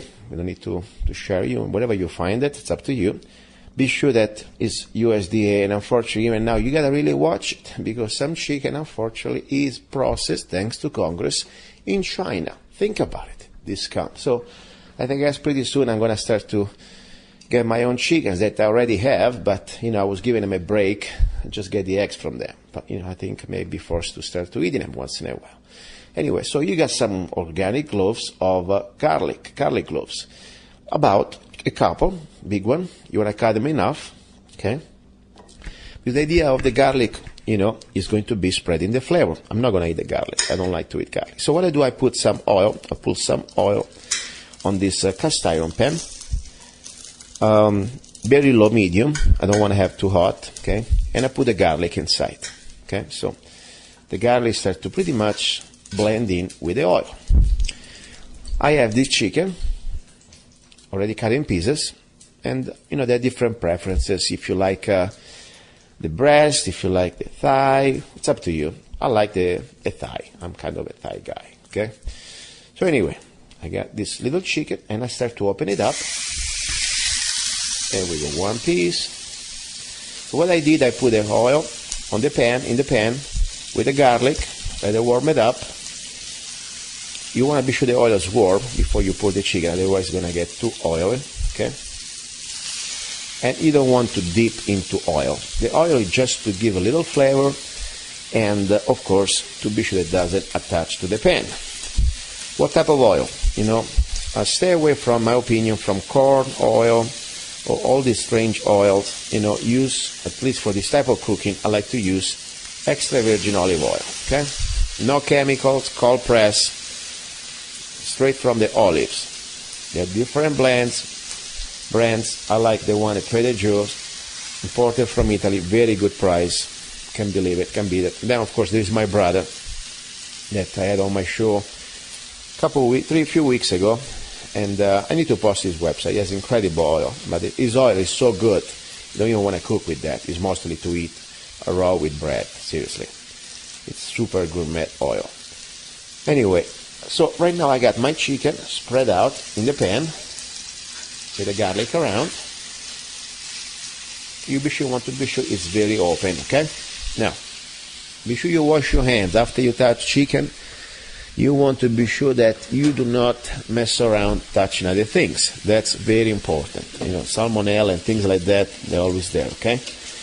Now, the ingredients are very simple, as I said. We have, first of all, the chicken, the garlic, and the extra virgin oil.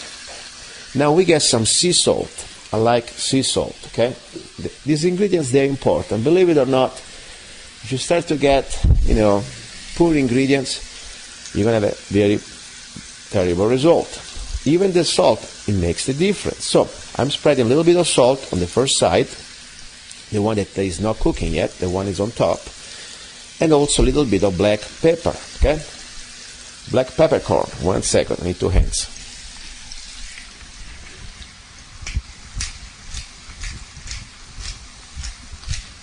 Okay.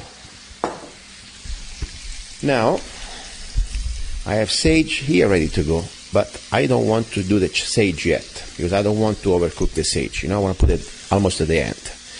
Now, what I'm doing, I'm turning it around, because the first side starts to get colored, you start to look that it's not more pink, but it starts to look like cooked, but of course it's not cooked. So we turn it around, the chicken, of course, and we now do the same treatment with a little bit of sea salt on this side, a little bit of peppercorn, okay?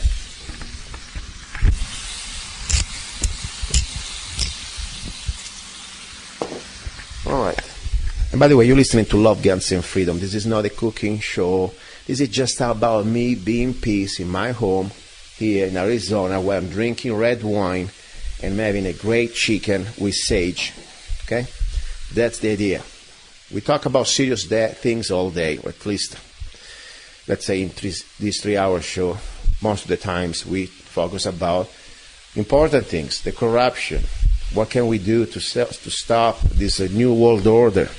And all these very serious matters, and the gun rights and the Second Amendment and these bastards of politicians that try always to suck our blood all day long. That's all they try to do, and more taxes and more fraud and more our rights for sale. So we need a break. As I said, sometimes you need to rest so you can go to sleep at night, and tomorrow you can be fresh, can be strong, you can fight another day. That's pretty much what we're trying to do here. Now, I have 2 options. Normally I would like to put white wine or red wine, but guess what? Both could work. I have some good white wine that right now I'm going to open, because after all, I'm in the mood to cook with white wine. Normally with sage. White wine, I think it's even more appropriate. Now I want to thank again my friend Eric Savicki from California, because I'm still using his wine. When he came here to Arizona, he brought me about 3 cases of wine. The guy is incredible. Right now, 1 second. I'm opening this bottle of wine from Eric. There we go. There we go. I smell it. It's perfect. Very good. Anyway, now a little splash of white wine. Meanwhile, I am not cooking this chicken at very high temperature, about, let's say 4, medium low, okay? Now, it's the time I want to start to spread a little bit of this sage that I have from my own little garden.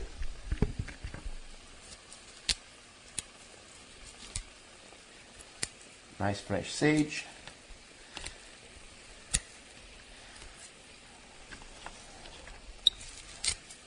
Okay, you do not want to overdo it, okay? This is not sage with chicken. It's chicken with sage.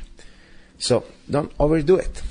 You want to just spread it around between the meat. Now, what's happening here? This wine is simmering and is cooking the chicken. And of course the alcohol is evaporating, but the flavor of the wine is going to be somehow blended with the chicken. That's the idea. And so even the sage mix all together. I'm talking about sage. I have so much disgust when I always hear these politicians that they really think that they have such a moral high ground to tell us what we can eat, what we can drink, what we can smoke. They want to come into our homes and decide what is best for us. You know, I tell you really with all my love, screw off, okay? And I'll explain you why. First of all, you should never legislate on morality. This is something that between us and God, or whatever God we believe. If you people don't believe in God, that's fine. It's none of my business. But the point is, the government has no business to legislate in our moral and lifestyle. Okay? Especially when I do not, let's say, endanger other people. Or let's say I do not offend other people. After all, I am my own home. And let me give you an example. I do not use drugs at all. I don't even like aspirin. I don't even take ibuprofen. I don't even think I took one in my life. I'm against all drugs. I don't like even the natural drugs. Let's say marijuana. Yes, of course, I use drugs when it comes down to coffee. That's technically, it's a drug, believe it or not.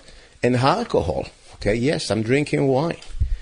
But you see, where do you stop the line? Now, talking about drugs, you know very well my position on legalization of marijuana. Marijuana is a plant, okay? Yes, it can make you a little slow. I'm sure, I see some of my friends, sometimes they're a little slow.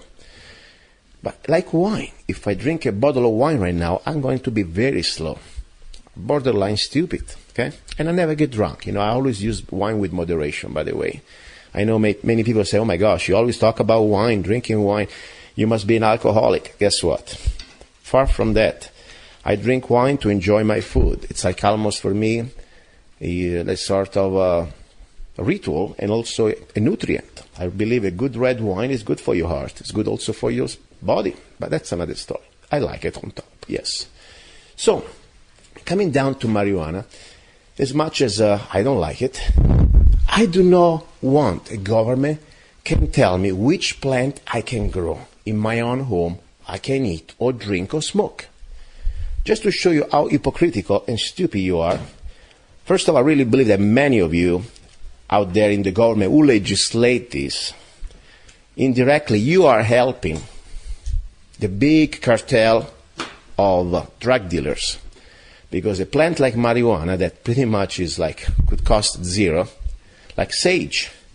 Well, how much does it cost this to me? Zero. Just some dirt, water, and the seed. But sage is okay. Marijuana, I would have probably my house impounded and confiscated, and I would spend time in jail if I was growing marijuana. So see, you decide what is good for us or not. But let me give you this bad idea. Hopefully you don't get it you don't think too much about it. If you really want to see somebody intoxicated in a way hallucinated, make him smoke sage. I tried one time because I didn't believe it. It's disgusting. You really have hallucination. Forget about marijuana. Marijuana is some sort of nothing. So you see, now you should also what? Outlaw sage. That's the scary thing, guys. You scared the freak out of me, okay? Because first of all, with freedom comes responsibility. With the same way you can now outlaw marijuana, you should somehow outlaw alcohol. Congress did that for a moment in this country, but they had to pass an amendment in the Bill of Rights, okay? It was still wrong, but at least it was an amendment. And now we have politicians, of course, federal level and local level, whatever. In my opinion, they all get kicked back, many of them at least, from the prison system, private prison corporations, that after all, they must have 90% of expectancies in their private prisons. So, why not? That's another way you can do it. So you see how, hypocritical really, especially if there is the condition, as I always say, You do whatever you do not infringe on other people's rights. You do not endanger others. Right now, even without smoking marijuana that I don't like, as I said, if I was going to go jump in the car or in the truck just because I drank a couple of glasses of wine, that would be dangerous to others. And I never would do that. Okay? So what? Are we going to outlaw wine? And then, of course, there's a condition that I really believe it should be. If you are on drugs, any type of drugs, it becomes some sort of habit, you should be able to pay for it. I don't say, government, please pay for my wine or pay for my coffee. No, I pay with my own money. And if in the morning I get up and I have, I drank too much the day before, I have an hangover, I'm going still to work. I'm not going to ask a paycheck from the government. Oh, I can't work. So that's a little bit what we should do from both sides, you know. So if you want to smoke, yes, you should be able to pay for it, and you should not collect, I believe, some sort of a welfare if you become a smoker. Especially you shouldn't pay with that money. Anyway, that's another story. Now let's go back to my chicken. That, by the way, start to really coming out great. At least the smell is great. So you want to be sure that you turn it around, you flip and flop this chicken from both sides. Now the wine is start to shrink, become almost like a sauce, okay? So you already put the salt, you already put the sage, you already put the pepper. So pretty much the chicken is start to look like almost ready. Now, one more thing. I said this many times. I am on this show because it's for me an act of love. I have really no the urge to say, oh my God, I gotta stay behind this microphone. I take it as let's say, an opportunity to do my little part. I don't know really when it's gonna be over. I'm not trying to be dramatic, but it's true. Sometimes every day I say, maybe I should do more of my things, but meanwhile I'm here, I'm doing my best. And I want to say something about, I had last Sunday a guest at the end of the show, Frank Costigan, okay? I didn't know there was all this huge drama between him and the station. I know there is some, he used to work for KTOX and things changed. Let me give you my 2 sentences on this. First of all, yes, I believe the new owner of KTOX has the God-given right, okay, at least his own right from his own paycheck, since he's the one paying bills, to decide what he wants to do with the station, the direction. If tomorrow say, look, by the way, I don't want you anymore on the station, at least I'm not even there, but my show, I said, no problem, that's fine. It's your business, not mine. But meanwhile, I'm here, though. This is my show that is beyond KTOX. It is show started before even KTOX started with me. So today the show is rebroadcast on KTOX and also, of course, on the internet. And now, honestly, I'm getting most of my listeners. So my point is this, I'm saying, I know that there was some controversy the day after Frank was on the show. Honestly, I like controversy. As I said, this is for me, I think it's the most beautiful part of the show. We can have debates and confrontation in a civil way, even animated way. We can debate, we can not agree. By the end of the day, we are talking through a microphone and we are civil. I think that's the spirit of the show anyway. But I knew that the day after, Monday morning, some sort of exciting thing happened live on the other show. Anyway, I don't know. It's none of my business. All I'm saying, though, this show is open to everybody. Okay? Love, Guns, and Freedom has no censorship. After all, I bring on my show Muslim, extreme Muslim, medium Muslim, extreme Christians, not extreme Christians. What do I get? Atheist, communist, right-wing, neo-Nazi, anti-Semite, Semites. I got them all. And I'm happy. I really like this. Honestly, as I said, especially if you do not approve what I say or you want to debate me, I want you on. That's the spirit. So, Frank Costigan, as much as I got a little bit of something I heard that wasn't exactly kosher to have you on, but as I said, the show, this microphone is open for everybody. And anybody who wants to be here and say something about Frank Costigan, he's welcome. Okay? All I care, as I always say, since we are still on the air, we must comply with the FCC rules. That's the only thing really I am not flinching about it. That's it. For the rest, I invite this microphone and this door is open to everybody. And as I said, the owner of the show, that's his station. He does what he thinks is right for this station. This is my show, and I do what I think is right for my show. And no hard feeling with anybody, okay? All right.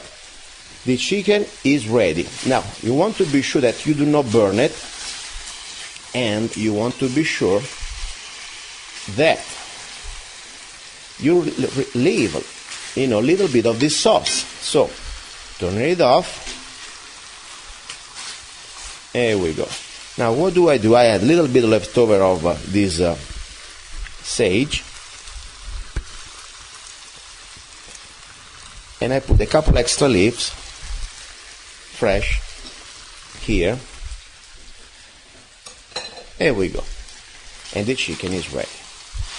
Alright, this was pretty much almost the end of this hour, but I'm going to have a bite and another glass of wine, just because. And then I'm going to play a little music, because today I really want to relax a little bit. I had a very stressful week. Nothing really with things that normally would be part of regular life. It's more my personal life. I don't like to go much into details. It's been very stressful. And I hate stress, because stress can kill you. So I'm trying to relax. This is my way, people go to Hawaii or go to take massage. This is the way I relax. After all, I'm in my kitchen. The gates are locked. Blinds are locked. Glocks, and I say Glocks and rifles are locked and loaded. And I got the music of the chicken cooking and my wine flowing. So, after all, things could be worse. You're listening to Love, Guns and Freedom with luca-zanna. Don't go away. A little bit of music, and then we go back with a little more news.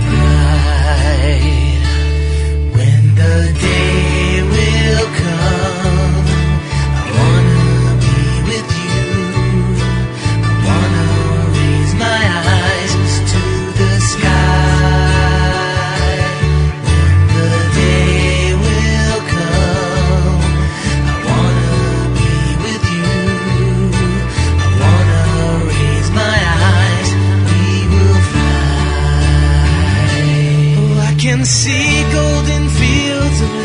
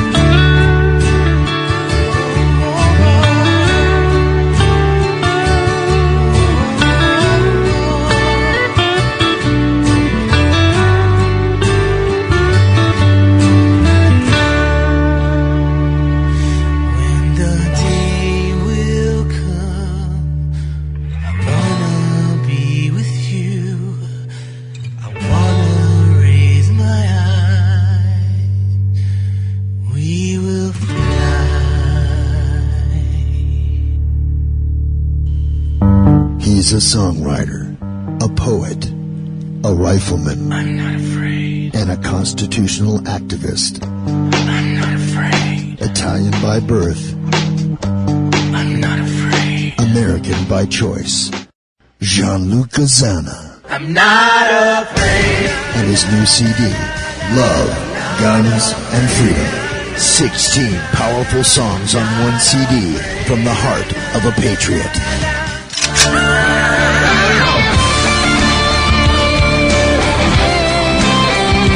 For download or to order the CD, go to www.lovegunsfreedom.com. That's www.lovegunsfreedom.com. Lyrics for your mind, music for your heart. Luca-Zanna's new CD, Love, Guns, and Freedom. Hey, you. Yes, I'm talking to you. You deserve a break. Enjoy a moment of indulgence. It's time for Zanna Coffee. Guilt-free pleasure. Zanna Coffee is the organic coffee to amplify your senses and enhance love for life, liberty, and the pursuit of happiness. Only the best organic and GMO-free coffee beans from around the world that I selected. Zanna Coffee brings you happiness in every cup. Fair trade certified, sustainable organic coffee. That means we do not use slaves. Free Zanna songs with every coffee bag. Find Zanna Coffee at www.zannacoffee.com. www.zannacoffee.com. Get your coffee bag now. Don't be cheap. Life is too short and you deserve the best. Zanna Coffee. And we go back. And we go back into the studio. You're listening to Love, Guns, and Freedom with luca-zanna. Very different final hour. Today I really try to use this hour to almost, meditate, relax, think about the week. Things have been done, good things, bad things. Today we had and I say we because I was with my friend Dutch. He helped me out to do these videos that I do at the range. To videotape, there are no more tapes, video record or whatever, Don't Tread on Us. We went there, and I want to do a little bit of test. The Don't Tread on Us, the Freedom Rifle by Zanna, the most affordable military-grade rifle in 223 Wild that you can shoot 5.56 NATO and also 223 Remington for just $499. Less than the price of a Glock, less than $500, and you get an incredible dose of freebies. But now the point I wanted to make today was going to the range and show that this rifle really almost has no recoil. So I brought my little underwear, the Michelangelo David underwear. We went to a remote part of the range, let's put it this way. Nobody around. I took my pants off and I shot directly pushing the rifle against my private parts, the rifle. And, there is recoil. You're going to feel it. That's the point. It would hurt. I'm not a masochist. I'm not into pain. I knew that this rifle could do that. That means I could shoot it from my testicles pretty much. Let's spell it out without having a change of voice. So we did that. It was very fun. And I also have the video, by the way. If you go to YouTube, my YouTube channel, or even Love, Guns, and Freedom, or even better, go to freedomrifle.com, testing the rifle. The video is there. You can see me shooting these Don't Tread on Us rifle from my testicles. Of course, I have underwear. Anyway, so we had a pretty good experience. It was fun. Then we were ready to zero the rifle. I had to zero a new rifle. It is the rifle, by the way, that I let use to the people who want to try the rifle. Yes, every weekend I like to go to the range. You can contact me. You can go to freedomrifle.com. There is my email there. And if you live in Mojave County, I invite you to test the rifle for free. Just bring a box of ammo, 223 or 5.56. Do not bring reloads, just factory ammo. Doesn't matter if it's a steel case or brass case. Doesn't matter. This rifle eats them all. So that's the beauty. So anyway, we were there. We were going to test this new rifle that is pretty much the rifle just for the people who want to test it, want to shoot. And there were three young ladies, that they just parked their car. It was a car from California. But we found out that these ladies were from Belgium. And they were looking for a place where they could rent a gun and shoot few rounds. From Belgium, it doesn't really happen every day that you can shoot a gun in Belgium. So I heard that, and I said, it would be perfect, because I really want to try this rifle with especially ladies, people that normally don't shoot rifles, because after all, a lady from Belgium, it doesn't happen every day. They can afford to have a rifle, not in the money part. I'm talking about they don't have a Second Amendment. It's very difficult. So that's the point. And that would be perfect. I wanted to see the real, true impressions, exactly how they felt about the recoil, also how much fun they could have, and if they could hit the target, especially they never shot a rifle before. So I talked to them briefly. They were very excited because they were kind of, sad. They drove all the way to this part of Mojave County to go to the range, and they were hoping to find somehow some guns to rent. But remember, also you rent a gun if you don't know how to use it. It can be also dangerous. So it would be almost be impossible really to find somebody out of the blue that could rent your gun and also teach you. And I'm not there to teach right now. I was just trying to let them test this rifle. They don't trade on us rifle. So anyway, I talked to them. I was with Dutch, and we were doing a video. I said, why not? Come here. I'll give you the rifle. You got ammo. Shoot the rifle. Have fun. Let me know your true opinions, your feedback. So it was really fun. I tell you, they really had a great time. One of these ladies, she is a cop, a policewoman in Belgium. So for her, somehow wasn't exactly completely new, the concept of a firearm, but she never shot an AR-15. So anyway, and the other two, they never touched a rifle before. They never touched a handgun before. I was shocked at 25 years, just showing to them the basics, really, not even all the basics, just showing how to shoot straight, means point the rifle in that direction. They did an incredible job. They were completely hitting the headshots of a hostage rescue situation. Okay, bad guy behind the lady. So he don't even have just the whole head, was just partial head. So, of course, the ladies, they had sometimes no have any type of previous training, means good, because, you do exactly what you're told. You don't have any bad habits. And, of course, I think there are some talents, seriously.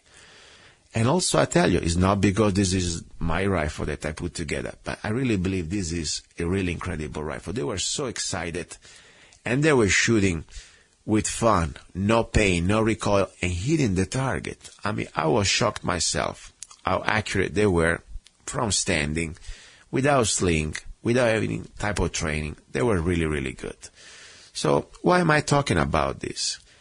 Because sometimes, one thing they said at the end, at least one of them, what you liked about today, your experience and this rifle. Liberté. I'm sorry about my friends. Anyway, freedom. And you know what? You're right. It's about freedom after all. Think about it. You can, in this country, still, in Arizona, shoot a rifle without permits. You could buy a rifle without permits. You could carry a rifle without permits in the state of Arizona. Defend yourself, defend your family, even just because you can. You don't need to give any justification. That's what every free human being should be able to do. And I saw in their eyes, these young ladies, like a little fire. I'm sure probably, I don't know, maybe they have a great life and they're not going to say, okay, I need a gun or I go back to Belgium. But I know that somehow we hit a note. We I mean, me and also, of course, them, shooting that rifle, they felt something that an empowerment, sense of freedom, of responsibility also. And also reality that, you don't need to be a victim. Think about it really, if in Belgium, like in Switzerland, citizens would be allowed to have a rifle in their homes and also able to carry a rifle with them. Of course, even Switzerland, that among all these European countries, is the best, in my opinion, according to facts, when it comes down to the Second Amendment. But it's still not a privilege. It's still not a right. It is a privilege. After all, the weapon is issued by the government. You still need permits and background check and be part of a club and blah, blah, blah. But at least they have a chance. In Arizona, when I told them, by the way, you can buy this rifle if you were an Arizona resident, a legal resident, like you buy a pair of shoes and carry with you in your car, in your truck, and even going shopping, if carried in the right lawful way. They couldn't believe it, And I'm telling you, I think it was a good reminder for us, for me, for all of us, what we can treasure still in this state. And it's not about guns, macho stuff. No, look at these ladies. They look, young ladies, everything but macho, okay? Regular young ladies from Belgium. And they love it. They don't think a gun is a bad, evil thing. They say, I wish I had a gun when I'm back home. I wish I could defend my home, my life, my liberty. So that's what they said. The most important phrase for me, one of them said, and then, by the way, she's the cop, the lady who she's a policewoman. Liberty, freedom, that's what it's about.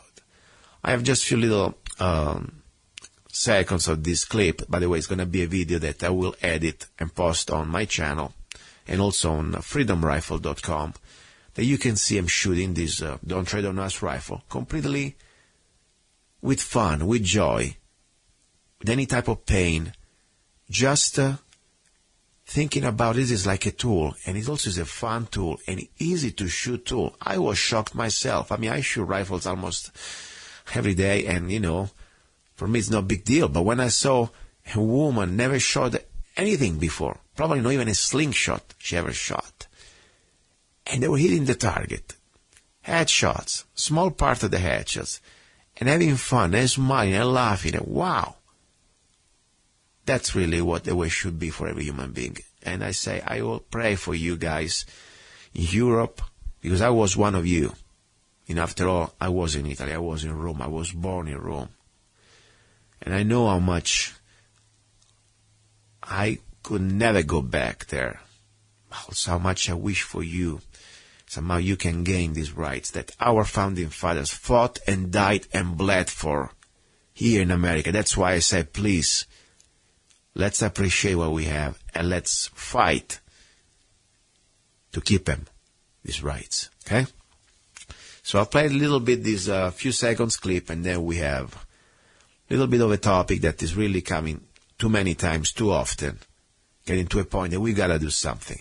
All these doctors dying, all these holistic natural doctors dying, and we keep talking over them over and over on Facebook. But the reality is, what can we really do? Besides talking, I think we can do something. You're listening to Love, Guns, and Freedom with luca-zanna. What's your impression? The weapon was awesome. It was really light, so easy for women to carry. And really, I did a great shot, so... and no recoil, right? What is your recoil? Any problem with your recoil? No problem. It was... comfortable? Yeah, it was comfortable for my shoulder, and then... I was very impressed. She was shooting from Neil. By the way, it's a lot of rocks there. It's not exactly comfortable. No sling, and she never shot this weapon. That was incredible. Good there. Seriously, I'm not kidding. Go ahead. Yeah, we already love Don't Tread on Us. We love it. Thank you for the shoot. Thank you for Belgium. Thank you so much. Ciao. That was fun. Don't tread on us. Do you want social justice? Now I give you social justice. The Zanna way. Don't Trade on Us, the Freedom Rifle by Zanna. the most affordable military-grade semi-automatic AR-15 rifle in M4 configuration, chambered in 223 Wild that can shoot both 5.56 NATO and 223 Remington. 4 minutes of angle for just $499, made in the USA. Get your freedom rifle now. We need every law-abiding American armed with knowledge and at least one military rifle ready to defend good against evil. With every Don't Tread on Us rifle, you will get free parchment replica of the United States Constitution, free digital CD Don't Tread on Us, free ebook How to Become a Rifleman, free t-shirt Slaves Are Never Armed, I Am Not a Slave, free 30 rounds magazine where allowed by the law, free laser engraved ejection port Don't Tread on Us for just $499. Go to www.freedomrifle.com, www.freedomrifle.com. Get your freedom rifle now. Here we go. We are back here. So the topic I want to finish today's show is what can we do about this almost plague? I mean, they're dying like flies of these doctors, exactly holistic doctors. They were found dead mysteriously the last probably 1 year. And I'm talking about many. I mean, I lost the count. Every day there is a new one. Seems like many of these doctors, I had one thing in common. They had discovered that cancer has somehow one thing that really is the cause. It's a protein, enzyme protein, called nagalase. So they discovered that the cancer causing enzyme protein called nagalase is being added to the vaccines administered to humans. And it's been done globally. Let me repeat again, because my English is pretty poor sometimes, especially when I'm under the influence of Jägermeister. I've been drinking a couple glasses of Jägermeister. These doctors had discovered that the cancer-causing enzyme protein called nagalase is being added to the vaccines administered to humans, and it's been done globally. So these holistic doctors, somehow they were into the research. And this is like serious. Nagalase is a protein that also created by all cancer cells. I'm just reading, okay? So I'm not making it up. This is from different sources. This protein is also found in a very high concentration in autistic children. And they are putting it in our vaccines. This prevents the body from utilizing the vitamin D necessary to fight cancer and prevent autism. Nagalase disables the immune system. It is also known to cause type 2 diabetes. So basically, they weren't killing these doctors because they had found a cure to cancer or they were they're successfully treating autism. They die mysteriously. We don't know really why, but we can guess. These doctors, since they have evidence that in the vaccines was added this nagalase connected to cancer, that could be a devastating blow to all this big pharma industry. Now, what do we do?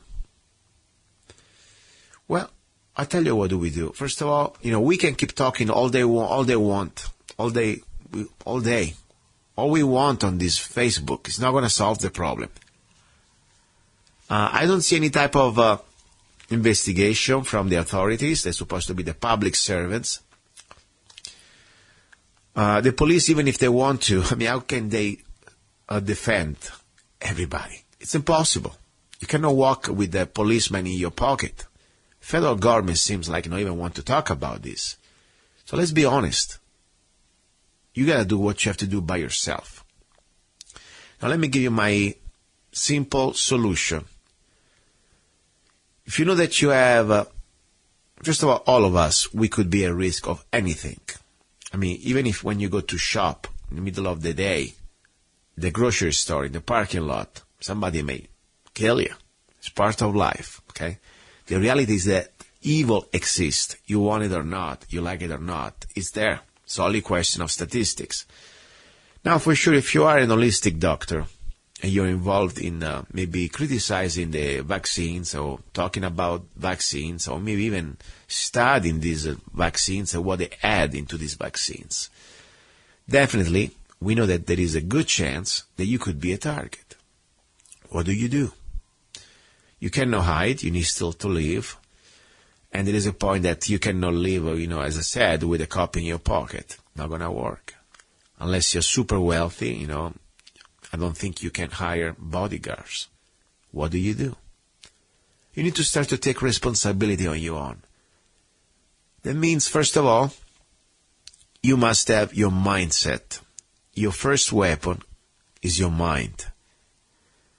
And, I understand, probably you need to find education somewhere. Somebody must help you out.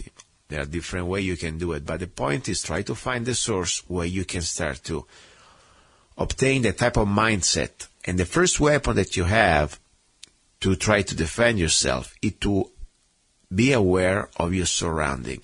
So you are not somehow reacting, but you can be proactive. You must see things before happen.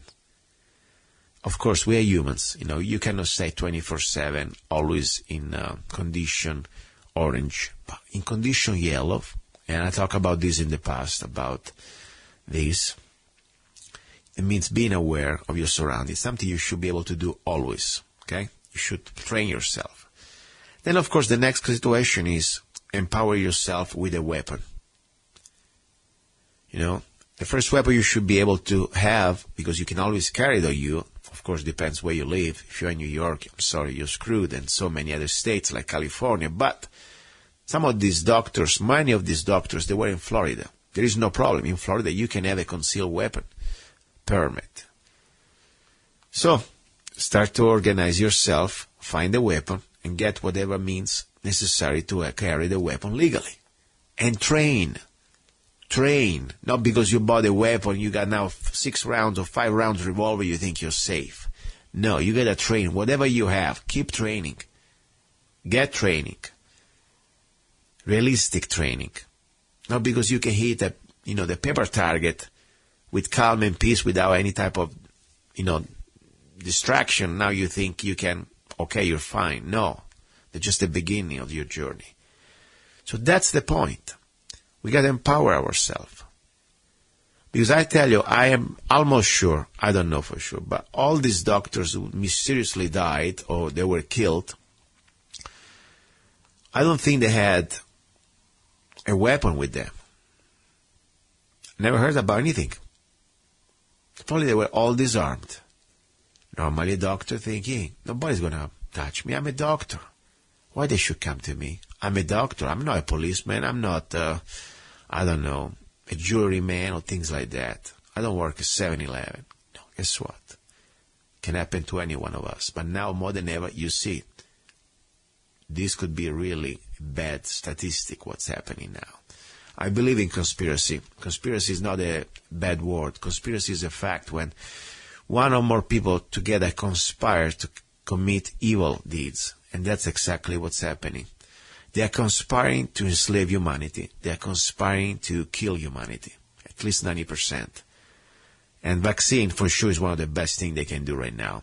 And for population control, don't believe me, Google, Bill Gates, he said that. He admitted that he loves vaccine as instrument of population control. So that, for me, would pretty much close the debate or the conversation, because after a while it becomes boring. Oh my God, what do we do? Oh my God, another doctor died. And tomorrow another doctor will die again probably. What do we do? Yes, we want to talk on Facebook. That's great. We must share the information. But next we need to find also an action. What can we really do? Prepare yourself. Somebody, whoever is behind this, is still a form of a human being. It is still not an evil spirit.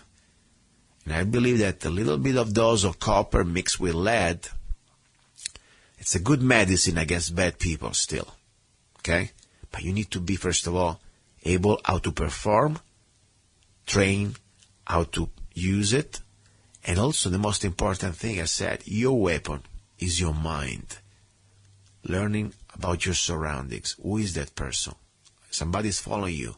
When you're driving, do you look behind? When you go back home, you see exactly who's maybe in front of the door, or maybe who could be hiding behind that bush, or maybe would be in your garage. If you go in a dark alley or in a dark parking lot, you got your gun ready close to you. You look behind, when you go around the corner, you get close to the corner, you stay behind, away from the corner. At least you give him a fight.